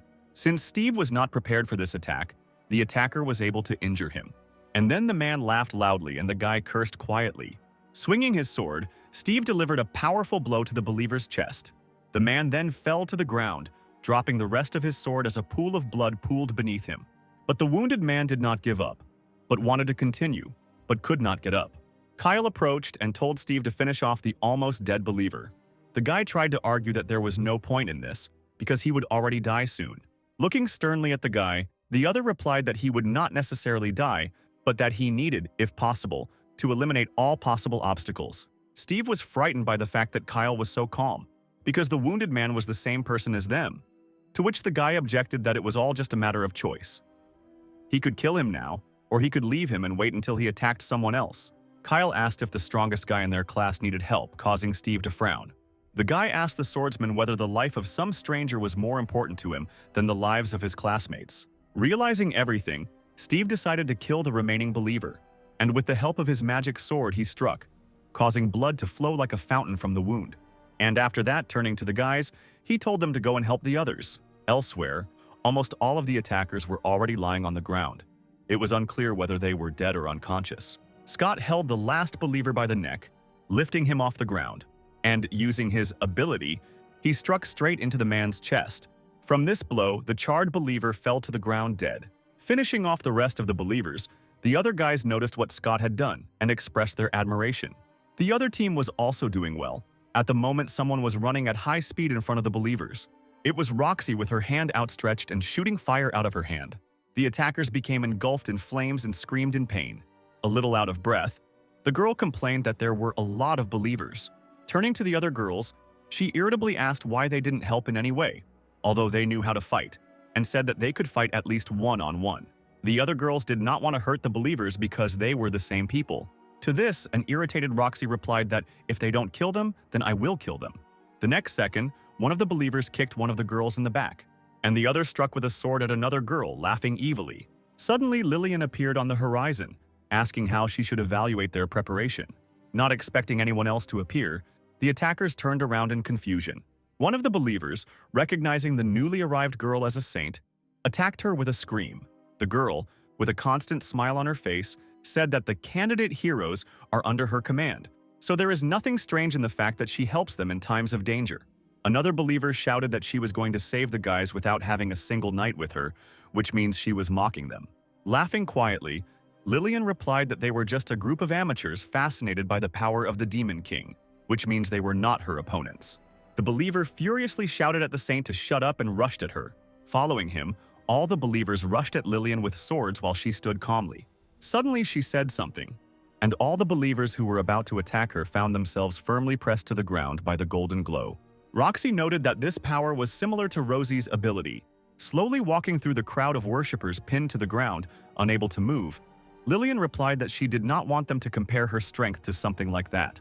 While the entire area was engulfed in golden light, the girl continued to talk about how her ability was superior in strength and area of effect to Rosie's, that her enslavement technique was superior in all aspects. Roxy decided to ask the saint why she decided to help them.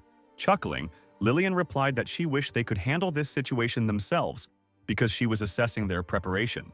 The girl replies that then they should thank the saint. To this, the saint replies that there is no need to thank her because her duties include training and guiding her subordinates. Suddenly, one of the believers was able to move a little and grabbed Lillian by the hem of her dress. The man tells the saint not to dare ignore them and asks what will happen to them.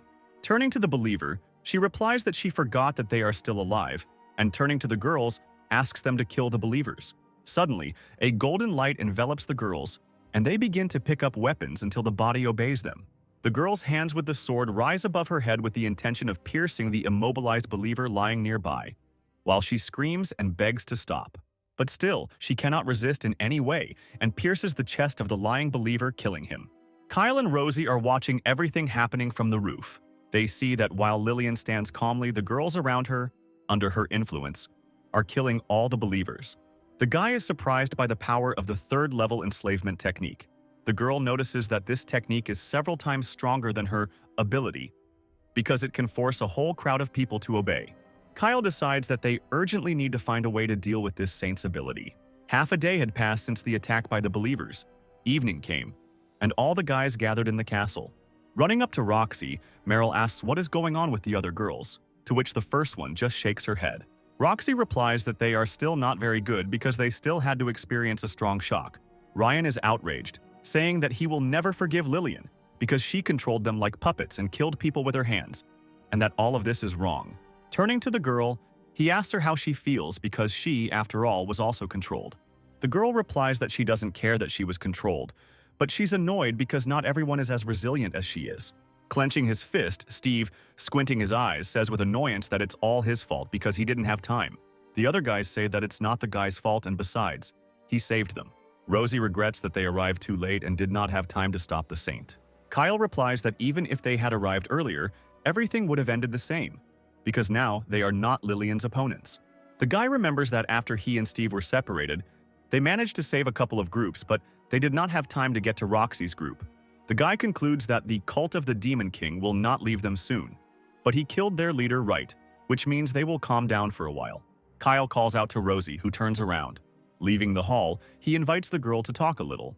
Kyle moves further and further away from the hall where the guys are still there, and Rosie wakes him up. The girl asks what the guy is up to which he replies that in order to be able to resist Lillian's enslaving technique, he will need the help of someone with similar power. That is, the help of Rosie. Clearing her throat, the girl replies that since that's the only problem, she doesn't see any problems and is ready to help, and then asks what exactly is required of her. Kyle replies that he wants the girl to use her control on him and points a finger at himself. Such a request surprises and confuses the girl, and she screams in misunderstanding.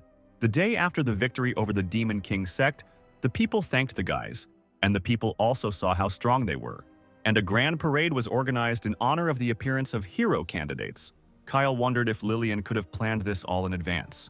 Looking at the saint, he suggested that if this was all really part of her plan, then she was extremely dangerous. After passing through the streets of the city, the procession stopped at the gates to the city, where they now lined up in front of Lillian and Howard. After checking that everything was assembled, the girl announced that now they could all return back to the temple city of Athens. Rosie asked incomprehensibly about this city, to which Kyle replied that this is the city to which they were called, and apparently this city is subordinate to Lillian. Steve asked the saint that since she said so, it means that she will not return with them. The girl replied that she still needed to deal with the consequences of the recent incident, and Howard would accompany her. Roxy jokingly noted that they had nowhere to go back to since their dorm was also burned down. Turning to her friends, she asked if they were all right, because they could barely stand and were very distant. As if breaking from a trance, one of the girls answered hesitantly that she was fine. Although judging by her face, everything was clearly not fine. Suddenly, Lillian appeared in front of the girl's face, asking if something had happened. This is why the already frightened girl became even more frightened and took a step back from the saint, but lost her balance and began to fall. But Roxy, who managed to run up, caught her friend by the shoulders in time, and she did not fall. Turning around, the saint said that since nothing terrible had happened, she would leave them. However, Roxy wanted to object, but then the exhausted girl, almost lying on the ground, took her friend's hand and said that there was no need and that everything was fine. Heading into town, Lillian replied that it was nice and said goodbye, saying that they would see each other soon. After waiting a little, Howard ordered the guys to move out. After traveling for half a day, the guys decided to set up camp. They set up tents and lit fires. Meanwhile, Scott, who had not abandoned his idea, and his team went into the forest. Kyle was sitting near the fire at that time and, a little later, noticed that everything was ready. Turning her head towards the forest, Rosie is surprised to notice that the guys really decided to do this. Kyle notes that Lillian is not around. There are only 30 people accompanying her, and compared to the candidates, they are weak. And if this is so, then this is the perfect chance to kill Howard, and the guy has no reason to stop this spectacle. Ryan and Howard walk through the forest, looking for a dragon-like monster. The guy turns his head, wondering where the monster went. Howard seriously says that they are nearby on the road leading to the capital, which means that if a dragon lives here, then many may get hurt, and they need to immediately report this to the Tamer Squad. Suddenly, the guy shouts and points his finger at something, and Howard instantly reacts, being ready to draw his sword. But then suddenly Scott appears behind the knight. An explosion thunders. Ryan, who escaped the explosion by using his power to fly off, says it was dangerous. Howard tried to avoid the explosion by running away from it and holding his hands out in front of him. However, the explosion still hits him, and he has to hold onto a tree to keep from falling while blood runs down his face. Shaking off the dust, Scott said, coming closer to the knight, that he hit the owls with this force, but the man still did not die. The guy wanted to say something else and pointed his finger at the knight.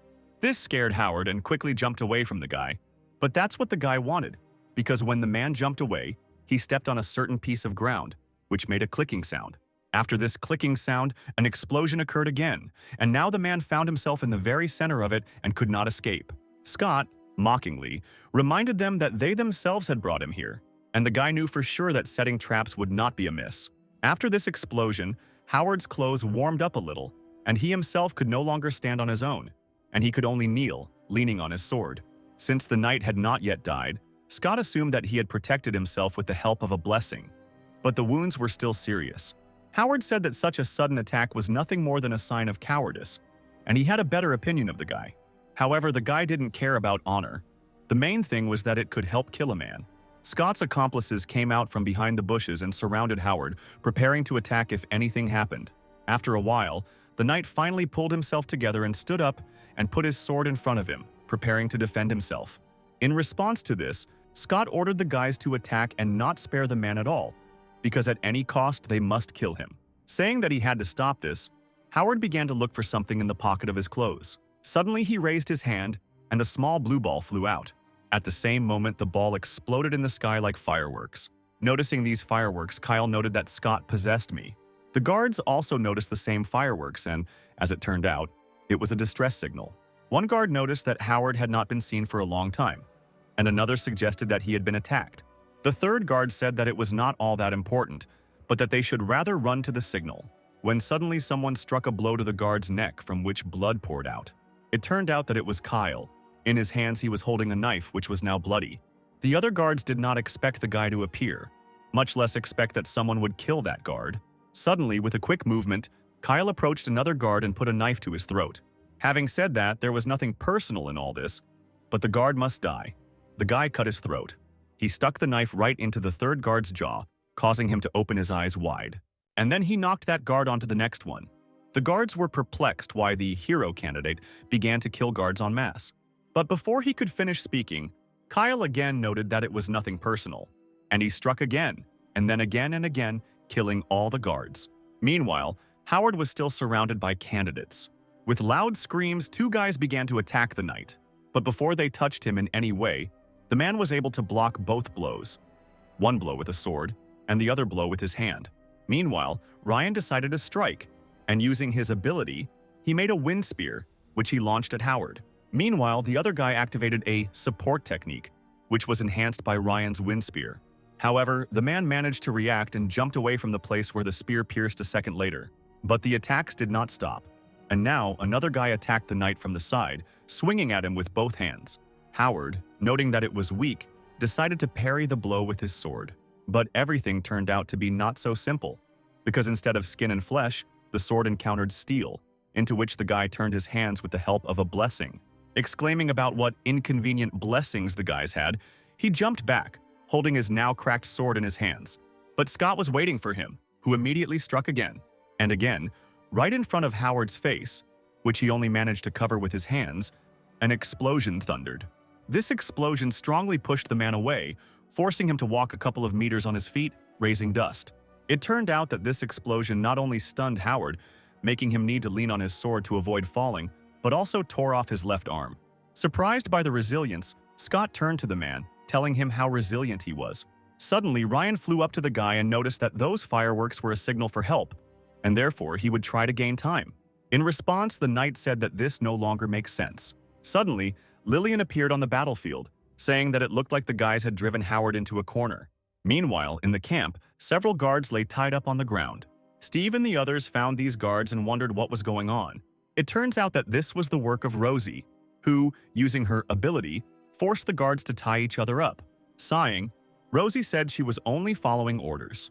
Roxy stated that she was sure that the girl was not one to follow other people's orders. Suddenly, Kyle came out to them and, apologizing to Steve, said that it was he who gave the order to Rosie. The girl told the guy that she had caught about 7 people, but several escaped, to which the guy replied that there was no need to worry, because he had already taken care of the rest. Excited, Steve decided to clarify what taken care meant, in response to which Kyle honestly said that he had killed them, and the last soldiers were lying on the ground. Rosie was surprised to note that the guy was merciless as always. Steve asked the guy why he did this, to which the other replied that he decided to take care of the guards because Scott and his team were now busy fighting Howard. Gritting his teeth, the swordsman finally understood why he hadn't seen Scott anywhere. Roxy asked if the guys really weren't joking about this riot. Pointing to the guards lying on the ground, Kyle asked if she still had doubts because these soldiers were sufficient proof. Steve asked the guy if he had joined Scott, because he thought that he was on his side, to which the guy replied that he was on his side. However, Kyle decided to remind Steve about Scott, asking if he was a priority right now while Scott was there trying to kill Howard. The swordsman, cursing, said that they would talk about this later and went to the rebels.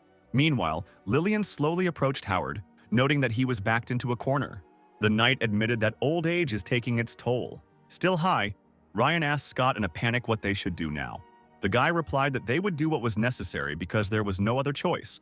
and asked if the guys were really going to run away like cowards. The guys doubted that they should continue this battle because the saint could control them.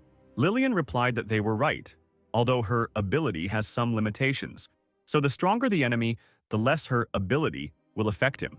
However, the saint said that the guys with their blessing are only children in comparison with her miraculous power, which means she can control them all at once without any problems.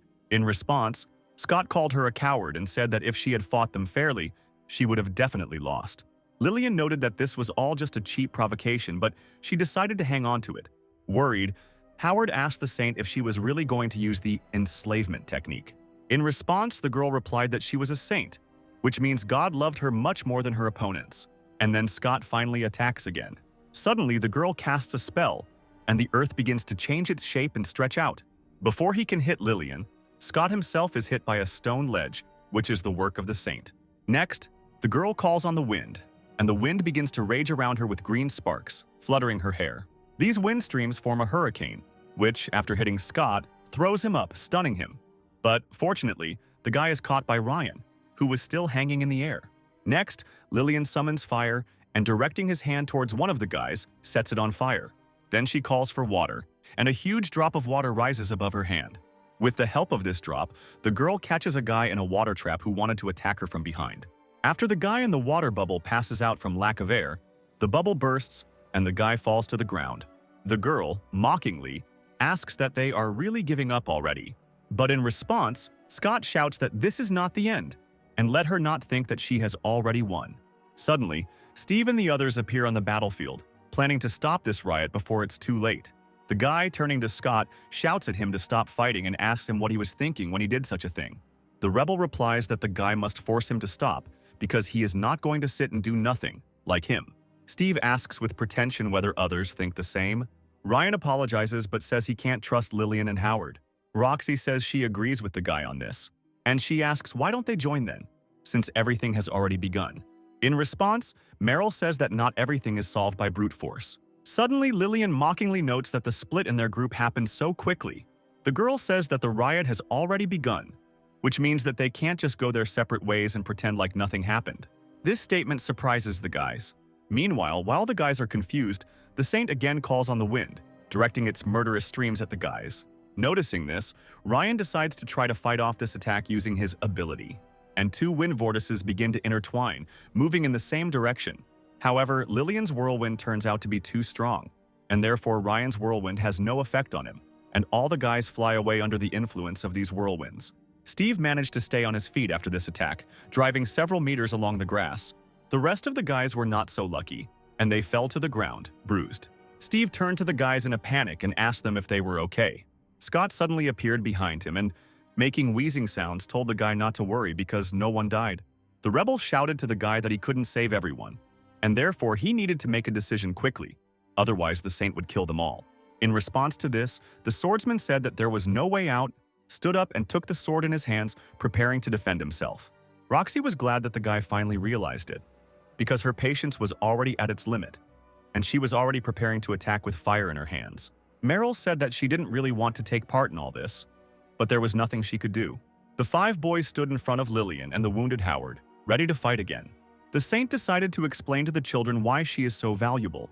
At the same time, Rosie was hiding behind a tree and asking what they should do now.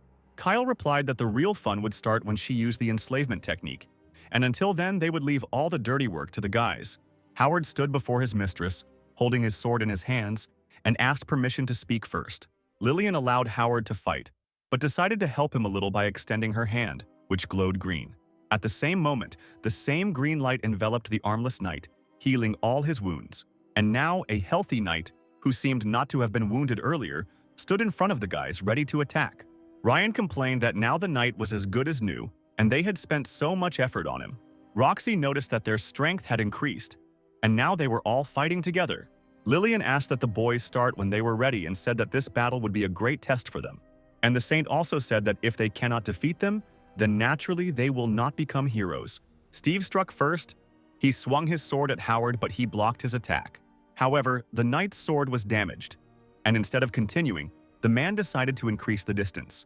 The man noted that since the sword was damaged, it would not be possible to simply block attacks. At the same moment, Lillian summoned ice, which she ordered to take shape and pierce her enemy. The next second, ice arrows flew at the guy with great speed, which discouraged the guy. Roxy, holding out her hand and shooting a fireball out of it, said that she would simply melt those arrows. The fireball, having reached the ice, was indeed able to melt it, causing drops of water to begin falling to the ground. The saint, still smiling, defiantly asked if the girl could do it again. And then again pieces of ice flew at Steve. Since Roxy could not help this time, the guy decided to cut these ice arrows, but there were too many of them and several still hit him, leaving wounds. To protect their leader, Meryl and Ryan also decided to attack. They called upon stones and wind. At great speed, stones and gusts of wind that could cut a person flew towards Lillian, but she did not even think about dodging or defending herself. The next second, a barrier appeared around the saint, which is why the attacks did not reach the girl, and the stones fell to the ground. The girl explained that she was God's favorite, and therefore witchcraft and blessings did not affect her. Kyle, who was hiding behind a tree, suggested that this was the blessing of the saint. Having used his ability, the guy noticed that the girl's defense indicators are low, but with such blessings, she doesn't really need them, and therefore the physical attack from which Howard protects her should work. At the same moment, there was a battle between Howard and Scott, and right now the guy kicked the knight in the head, but he managed to defend himself with his hands. Noticing that the guy was no longer attacking with explosions, the man mockingly noted that he was already exhausted. In response to this, Scott confidently said that he could easily make a man even without the ability. And then the guy told Steve, who was standing behind him, that he was taking over Howard, and he had to deal with Lillian. Steve agreed with this plan and began to think about how to defeat the saint. Looking at the girl and his sword, he noticed that because of her ability, his sword would not help him much. Suddenly, someone threw him the most ordinary sword in a sheath. The saint, a little mockingly, asked the guy if he had finally developed the determination to fight. Remembering what Kyle told him, Steve replied that someone had screwed him up, and then declared that he would cut off the girl's head. Finally, Lillian began the battle and launched pink flashes at the guy, which he successfully fought off. Roxy noticed that they couldn't help Steve because blessings don't work on the saint, and Ryan noticed that they couldn't help Scott either because he was fighting closely with Howard, which means their blessings could hurt him too. Finally getting to her feet, Meryl summed up that they could only watch, otherwise they would only get in the way. Meanwhile, Howard and Scott continued their pitched battle. The knight swung his sword, but the guy successfully dodged the blow, crouching down sharply, and then he struck the man in the face with his fist from below, but he also dodged by leaning back. At the same moment, the guy suddenly fell to the ground and with a sharp movement of his leg knocked the knight off his feet. And then, when the man was discouraged, he stabbed him in the chest. This blow sent Howard back several meters. Scott told the man that he was slowing down, because even if he was treated, they did not add strength to him. But the knight countered this statement, saying that the guy could no longer use his ability. Meanwhile, Lillian launched several fireballs at Steve, but these balls landed on the ground because the guy was able to dodge them by jumping back. The guy noted that at this rate the saint could kill him before he could get closer, and he began to actively think about another way to defeat Lillian. The girl praised the guy, saying that few people could evade her techniques so deftly. The guy noticed that until he got closer to the girl, everything he did would be useless, and he immediately began to ask questions about what to do, whether he should try to get closer or should he find a way to attack from a distance. Having decided that he should nevertheless close the distance between them, because the guy's blessings do not work, and Lillian herself specializes in long-range combat, Steve realized that he needed to act as quickly as possible, and the blue light began to envelop him. Suddenly, something surprised Lillian so much that she opened her eyes. It turns out that the guy, engulfed in a blue glow, suddenly took off with great speed. In response to this, the saint decided to call on the wind, and wind arrows flew towards the guy. However, this did not bother the guy at all. He continued to close the distance between them with a blank look. Suddenly, the girl crouched down and touched the ground, casting a spell. And then the earth began to become liquid and suck the guy in like quicksand. Meanwhile, without wasting a second, the girl summoned fire, which materialized in her hand. And while Steve sank deeper and deeper, she set him on fire, causing the guy to scream. Lillian was surprised to note the guy's incredible talent, because all this time he had been unconsciously feeding his body with magic, and then he was able to release all the power out. However, the saint noticed that the guy was still no match for her, because he was already lying unconscious on the ground in charred armor. Meanwhile, Howard and Scott stood at a distance from each other, ready to attack at any second. The guy was thinking about how he could defeat the man, because he would no longer be able to use the explosion. But then the knight quickly rushed at the guy, noting that he saw doubt on his face. And this time, Scott was unable to dodge, and the blow landed right on the guy's chest, and blood poured out of the wound. Clutching the wound with his hand, the guy thought angrily about what was happening to him because he was losing to a half-dead old man. Putting the guy on his knees, pressing the tip of the sword to the guy's shoulder, the man asked if this was all he could do without his blessing, and said that he was an amateur after all. But remembering how in his home world he fought with his fists, Scott confidently thought that he was strong enough without the ability. Suddenly he began to stand up while the tip of the sword was still on his shoulder, causing the man to be surprised. Confused, Howard asked how he could still stand. Meanwhile, the tip of the knife entered deeper and deeper into the guy's body, bringing successful pain. Suddenly, the guy clenched his fist tightly, and he hit the man hard in the face, screaming in anger. The man did not dodge this blow and instantly flew to the ground. The man landed and found himself unconscious, blood pouring from his mouth, and it looked like Scott had knocked out a couple of his teeth. The guy announced that he had won after all. Meanwhile, Steve remembered the days with his classmates in the previous world and thought that he had to protect everything, that he did not want to see his friends suffer. And then the guy's body was engulfed by blue discharges and his face expressed nothing. Preparing to attack the rest of the guys, Lillian turned to the guy, noticing that he was surprisingly resilient. And then, with disdain, she noticed that no matter how hard he tried to get closer to her, but the girl did not have time to finish, because in an instant Steve appeared at her side, swinging his sword at her. Feeling this, the saint looked sharply in that direction in surprise, opening her eyes. Meanwhile, a guy with an expressionless face struck. However, Lillian still managed to jump away from the guy.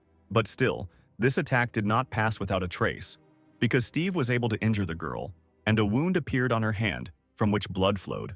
The saint thought with surprise that she had really lost her vigilance, but then she realized that this was not the case at all. Meanwhile, the guy did not retreat, and in a second he found himself behind the saint. Turning around, the girl instantly summoned ice, which in a huge mass headed towards the guy. But, as if in a trance, the guy continued to advance and struck again, cutting the ice, and the girl only managed to cover her face with her hands. But the girl again jumped away from the guy. At the same time, the saint realized that it was not she who acted carelessly, but it was Steve who was too fast to be followed. Lillian suggested that the guy received the blessing of speed. And since God gave him the desired strength, then he also loves him, just like herself. Steve replied that he simply asked for an ability that would help him protect his loved ones and activated speed again. And a second later, he found himself right in front of the saint, and his sword was pointed at her throat. But the girl said that this was still not enough, and suddenly everything around was filled with golden light, and the guy was crushed to the ground so that he could not move. Looking down at the guy, the saint said that she didn't want to use this ability, but it looks like she has no choice. Noticing this, Kyle, who was still in the shelter, said that it was time for them to start. Lillian says she didn't expect to have to use the enslavement technique, but Steve meets all her expectations. Roxy, noticing that Steve was under control, wanted to run to him and save him. But then the saint tells them to freeze. And now all the guys are under the enslavement technique. Lillian announces that the guys passed the test and did a great job. But, turning to Howard, she notes that she did not predict his defeat. But it does not matter, because there will always be another night. The girl says that any problem can be solved as long as the hero candidates are under her control. Ryan, being under control, asks that they really got into a fight without a single chance of winning. Steve realizes that until they find a way to deal with this technique, they won't succeed. The saint talks about how she was allowed to perform the ritual of summoning hero candidates because she can control them. Otherwise, their existence could become a potential threat to the state. But suddenly, 3 knives fly out from somewhere. Lillian instantly summons Earth, which forms a shield, and the knives miss their target, crashing into this shield. Afterwards, the shield disintegrates, turning into sand, and the knives fall to the ground. The girl says that she kept wondering where he was hiding, and asks him whether it was his fault that her dear servants died. Meanwhile, Kyle enters the battlefield. Kyle says he's surprised that a simple guy like him could get her attention. Lillian replies that the guy seemed strange to her from the very beginning, because even after receiving the blessing, he did not react in any way, and it is difficult to call him an amateur. And then the girl declares that she is disappointed in Kyle because he should have thought twice before getting involved in an initially losing battle. Kyle replies that it is up to him to decide if this is a losing battle or not. The saint defiantly replies that he should try to prove the opposite to her. And then, using her ability again, Lillian takes control of the guy, and he finds himself sealed in a vortex of orange light. After this, Lillian tries to say that as long as this technique exists, it is invincible, but does not have time to finish. Suddenly, a bullet hits the saint in the shoulder, and blood begins to flow from the wound. It turns out that Kyle was not under control and was able to take a pistol out of his raincoat and shoot. And then noticed that the girl immediately covered all the important points. Lillian screamed in panic, asking why the guy could still move, since she had squatted on him with the enslavement technique. But instead of answering, the guy fires a second bullet, and it lands in the saint's stomach. The girl asks what kind of weapon it is, and notes that her defenses cannot keep up with it. Kyle replies that it is one of the deadliest weapons from his world, and that he doesn't have much ammo left, so he tries not to use it as often. The girl tries to calm down, not understanding why her technique does not work on the guy, and telling herself that something else is more important now, and then calls on fire. And a huge wave of fire begins to move straight towards Kyle. Lillian proudly declares that the boy has let his guard down. But then he notices that there is no guy on fire, but only his cloak. Meanwhile, Kyle is behind the saint and points a gun right at the back of the girl's head, telling her not to move. The guy says that after her fight with Steve, he realized that the girl is not strong in close-range battles, and the technique she relied on so much does not work on him, in response to which Lillian asks him why the technique is on him doesn't work. But Kyle does not answer the question, but only sarcastically asks why his ability works on him, at the same time thinking that he was not entirely sure that this adventure would work. But everything went as well as possible. Last night, Kyle asked Rosie to use her control on him. At this request, the girl pressed herself against the front door, dumbfounded. Blushing a little, the girl replied that she was not into that kind of thing, to which the guy asked what she was even talking about. And Kyle tells Rosie that while he was researching materials about techniques, he did not find information about the enslavement technique. However, instead he received very interesting facts. The guy says that if two subjugating type techniques are applied to one person, then the technique that was applied first will have priority. Surprised, Rosie asks what happens if she is the first to put control on Kyle. Then the enslavement technique will have no effect. The guy replied that this is quite possible, and it is also possible if her technique surpasses Lillian's divine protection. The girl notes that her strength cannot match her enslaving technique, neither in scale nor in power. In response, the guy says that the main difference is in the level of technology. Then Rosie asks that if she casts control first, Lillian might interrupt the spell because she is much stronger than the girl, to which Kyle replies that this is unlikely, and he remembers that then Sam's technique also took over her control. And then he explains that he used to think that the monsters obeyed the scientist since the level of his technique was higher. But this is not so. This happened because he would apply the technique first. And knowing this, the guy suggested that it was possible that Lillian's enslavement technique worked on the same principles. Kyle said that, be that as it may, it is best to test all this in practice. And first you need to find out the range of the control. Meanwhile, Lillian realized that because of Rosie, her technique did not work. Still holding the gun to the saint's head, Kyle asked what had finally dawned on her. Rosie came out from behind the bushes, and while the guy was engulfed in purple light, he announced that he was now under control. Lillian hissed, gritting her teeth, calling the girl a cheeky wannabe. Kyle announced that this was the end. Suddenly, the guy put the gun away and the saint fell to the ground. They also put shackles on her that blocked her powers. Kyle said that he borrowed these shackles from members of the demon sect, and it seems that they also block Lillian's miraculous power. Looking at the guy, the saint asked with suspicion what he was going to do with her. The guy announced that if the saint could immediately return the guys back to their world, then he would free her. Lillian, shaking her head, replied that she could not do this, because in order to send them away, a completely different technique was needed, with which she was not familiar. Kyle used his ability to check whether the saint was telling the truth, and concluded that she was not lying, and her status did not include such a skill. Then the guy responded by asking why she told them that if they defeated the Demon King, they would be able to return home. The saint replied that calling people from another world requires a huge amount of miraculous powers, and in order to receive it, they turn to God himself to transfer them here, which means that the children's stay in this world is God's will. And when they fulfill their role, they are most likely to return back. Hearing uncertainty about the fact that they would be brought back after killing the Demon King, the guy asked that the girl herself did not fully believe in this. Lillian agrees, because before the guys she had already called for hero candidates, but none of them managed to even get close to the Demon King. In response to this, Kyle asked, although he already knew the most likely answer, what happened to the previous candidates. The saint replied that almost everyone was killed by the army of the Demon King, and if there were survivors, she did not know where they were hiding. The guy noticed that anyone would give up after something like that, which is probably why she didn't tell them. The girl said threateningly that even if they wanted to settle here, sooner or later the army of the Demon King would attack, and they would have to fight. Kyle concluded that ultimately they had no choice. The saint agreed with this and said that they need to let her go. And then she will turn a blind eye to this incident, and the country will support them so that the guys survive the battle. But the guy did not consider these arguments weighty enough, and therefore began to swing his hand with a knife to kill the girl. Suddenly, Steve, who had come to his senses, stopped Kyle by grabbing him by the shoulder. Kyle asked why the guy was stopping him, because it seemed to him that he had already decided to cross the line, and he knocked all naive thoughts out of him. Steve responded that he only agreed to help because he believed Lillian knew how to get them home instantly, and since that was impossible, he wanted to maintain his status as a hero candidate. The guy decides to remind the other guy that they started a riot, but then Lillian speaks up and says that she agrees with Steve. The girl admits that she got a little carried away and invites them to imagine that none of this happened.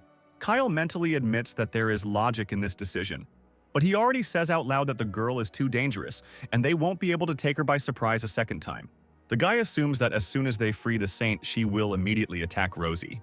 Steve, in response, says that they will not be able to escape punishment for killing the saint, and instead of killing them, they can take an oath from the girl that in the future she will treat them better and free her. Meryl agrees with the guy and says that not all of their guys know how to fight, and if they become criminals, then they can only dream of defeating the Demon King. Roxy says that she is against killing because somehow they will find a way to force the saint to keep her promise. Ryan is preparing what kind of murder he is because he doesn't trust Lillian, because she almost killed them, and who knows what will stop her from finishing what she started. Steve agrees that the saint might want to finish what she started, and says that if they kill her, they won't have any chance at all. Kyle understands why the guy is worried, because he wants to ensure the safety of the whole class. He could survive on his own, and therefore he cannot act rashly. And having found a solution, the guy shoots Lillian. The bullet crashes directly into the saint's forehead, causing her to sigh in surprise, and the girl falls to the ground dead. Her hat flies off and her eyes roll back. After saying goodbye to Steve, Kyle throws a smoke bomb and hides in this smoke screen. The smoke begins to clear, and not a trace remains of the guy. In despair, Steve falls to his knees asking why he did this. Meryl says that Kyle killed her before they came to a common decision, and therefore it is unforgivable. Roxy noticed that the guy acted as usual, thinking only about himself. However, Ryan did not become indignant, perhaps realizing that there was something other than selfishness in this action. Rosie, with a blank face, began to approach the saint's corpse. The girl could not believe that Kyle still killed the saint and that everything happened exactly as he said. About an hour earlier, while Rosie and Kyle were hiding behind the trees, the guy decided to tell the girl what would happen next. The guy said that their main goal is to capture Lillian and find out from her how they can return back to their world.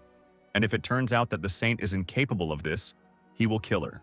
The girl hesitantly agreed, accepting this plan. The guy continued and said that even if it turns out that going back is not so easy, Steve will still protect Lillian, and at this point he will kill her and run away. Rosie couldn't believe that Kyle was going to take the blame for killing the saint. The guy said that for this reason he allowed several soldiers to escape, so that they would create the appearance that he was the only one who staged a riot, because if only he was considered a criminal, then everyone else would be able to return to the country without problems. But Rosie doubted that this would all pass smooth. Kyle noted that in order for everything to go smoothly, he needs the strength of a girl who can, if anything, help in negotiations with the country. Nodding and blushing a little because the guy believed in her so much, Rosie asked what he would do next. Remembering that Kyle replied that he could handle it himself, and the girl did not need to worry about him, she looked into the distance with excitement. Somewhere far away in the forest, under the pink light of the moon, stood a gloomy castle. Someone asked another about hero candidates, strangers from another world blessed by God. Standing on the carpet lying in front of the throne, someone on his knees replied that they had made several attempts to eliminate them, but they all failed. To which the one who was sitting on the throne replied that the other had nothing to worry about because ultimately, their actions in enemy territory are limited, and even if they leave them alone, candidates will show up sooner or later. It turns out that sitting on the throne was the High General of the Demon King's army, one of the 4 heavenly kings, namely the Wind King, William, and he said that he thought that the war with humanity would be quick, but now things are getting interesting. The sun is shining and Kyle is walking through the forest with a backpack. He stops by the river to quench his thirst. After drinking a little water, he wipes his mouth with his sleeve and thinks that he has been walking for the second day, and, judging by the map, there should be a city nearby. And in order to see the area better, he decides to climb higher, for example, onto a mountain. Standing on the top of the mountain, the guy examines the area and notices a city in the distance. Kyle estimates that this city is about half a day away. By the time he reached the walls of the city, it was already dark. But this was even better for the guy because he needed not to be noticed, and therefore he approached the walls, hiding in the tall, thick grass. The guy suggested that the murderer of the saint would not be allowed through the main gate, and maybe they would do something worse. A hook is hooked onto the city wall to which a rope is tied, and Kyle begins to climb up the wall. After he climbed over the wall, the guy slowly strolls around the city. Walking down the street, he outlines a plan for himself, the first point of which is that he needs to get money. Tossing a small bag, Kyle notes that he borrowed some money from the dead soldiers, but it won't last long. Suddenly, he notices a bar and decides to go in, because you can't think of a better place to gather information. At night, the bar is noisy, people are everywhere, talking, laughing, drinking, and eating. The bar owner, noticing that someone has entered, greets the guest and asks what he will order. Sitting down at the bar, Kyle orders an ale and something to chew. The bar patron sitting next to the guy says that he has not seen him before and asks, while drinking alcohol from a mug, if he is a traveler. The guy replies that he had to flee his hometown, and now he is looking for something to earn a living. Tearing up, the man suggests that his city was attacked by the army of the Demon King and says that this is a real disaster. Kyle notes how fortunate it is that the interlocutor himself came up with the story for him, and then asks if he knows where undocumented refugees are hired here. Together, the men answer, placing a mug of ale in front of the guy, the owner, that he needs to become an adventurer. Taking a mug of alcohol in his hands, the guy asks about who the adventurers are and what they do. The owner replies that adventurers usually destroy monsters upon request from the guild. Suddenly, the visitor says that this job is not for weaklings and that he cannot cope with it. To which the owner replies that he immediately noticed that Kyle is not a weakling. The man, turning to the guy, asks if the other guessed right and says that it's not surprising that he's not a weakling. Because he's traveling alone, the guy replies that he can kill the monster. Kyle asks how he can become an adventurer. The owner, stirring the soup, replies that it's easy, and all you need to do is register with the guild in the city center, and says that the guild always needs workers and they don't pick on documents. The guy notes that the man knows a lot, to which he replies that he himself used to be an adventurer, but he was shot in the knee, and that's where his adventures ended. And then he puts fried chicken and soup in front of the guy. The next morning, Kyle wakes up in a hotel. Approaching the counter, he thanks the girl and says that he will stay here for some time. The girl, with a smile on her face, thanks him for choosing their hotel. Leaving the hotel, the guy notes that the girl did not react to his face. Kyle is glad that photography has not yet been invented here, which means there is no point in being overly cautious. Kyle approaches the guild doors. Above the doors, there is an emblem, which represents a shield and two crossed swords. The guy opens the door and enters the room in which there is a hubbub. A little later, he finds a reception desk where a man is sitting. Approaching the counter, Kyle says that he wants to register as an adventurer, to which the girl says that the registration fee is 1 silver coin. The guy hands the girl this silver coin. Afterwards, the girl asks the guy to tell him his name, age, and origin. The guy suggests that you shouldn't tell them your real name. Kyle introduces himself as Steven, and then says that he is 17 years old, and his hometown was destroyed by the army of the Demon King. Writing everything down, the girl replies that this information is enough for registration. The guy thanks the girl for her help, and he himself thinks that he did not expect that his code name from his world would be useful to him. When completing registration, the girl puts a stamp on the form, which represents the emblem of the guild, and then she begins to briefly talk about the activities of the adventurers. The girl talks about how each adventurer is assigned a rank depending on their achievements and abilities, which determines the reward and difficulty of the task. Afterwards, the girl reports that Kyle is a newcomer, and therefore he is assigned rank F, and in order to increase his rank, he needs to fulfill requests and earn a reputation. Pointing to the board, the girl says that this is a task board and the guy should look for F rank requests. Approaching the task board, Kyle begins to carefully examine the tasks. Having examined rank F tasks, the guy concludes that rank F requests mainly involve collecting medicinal herbs and killing kobolds. Kyle decides to take on the task of killing the kobolds. Suddenly, 3 others approach the guy, and one says that he hasn't seen him here before. The second says that he better forget about the battle with the kobolds, and the third says that they will quickly kill such a weakling as Kayla. This performance makes the guy's eye twitch. Kyle advises the guys to turn around and leave here without making too much noise. Such insolence infuriated the boys. Others in the guild noticed this quarrel involving these guys of yours, which was clearly not the first, and I sympathize with the newcomer. The first guy shouts out that no one taught Kyle any manners, and he starts to reach his hand towards him when suddenly Kyle grabs his wrist. The guy who decided to start a fight clearly didn't expect this, and then he screams for the other to let him go.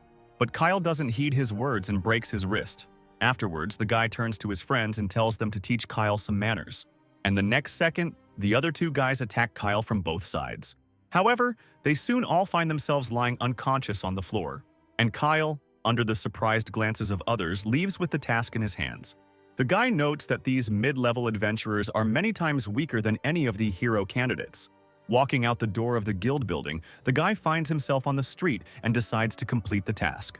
To complete his task, Kyle needed to go into the forest.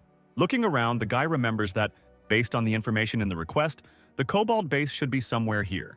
Suddenly, he notices footprints on the ground in front of him, and then he notes that these traces are very fresh.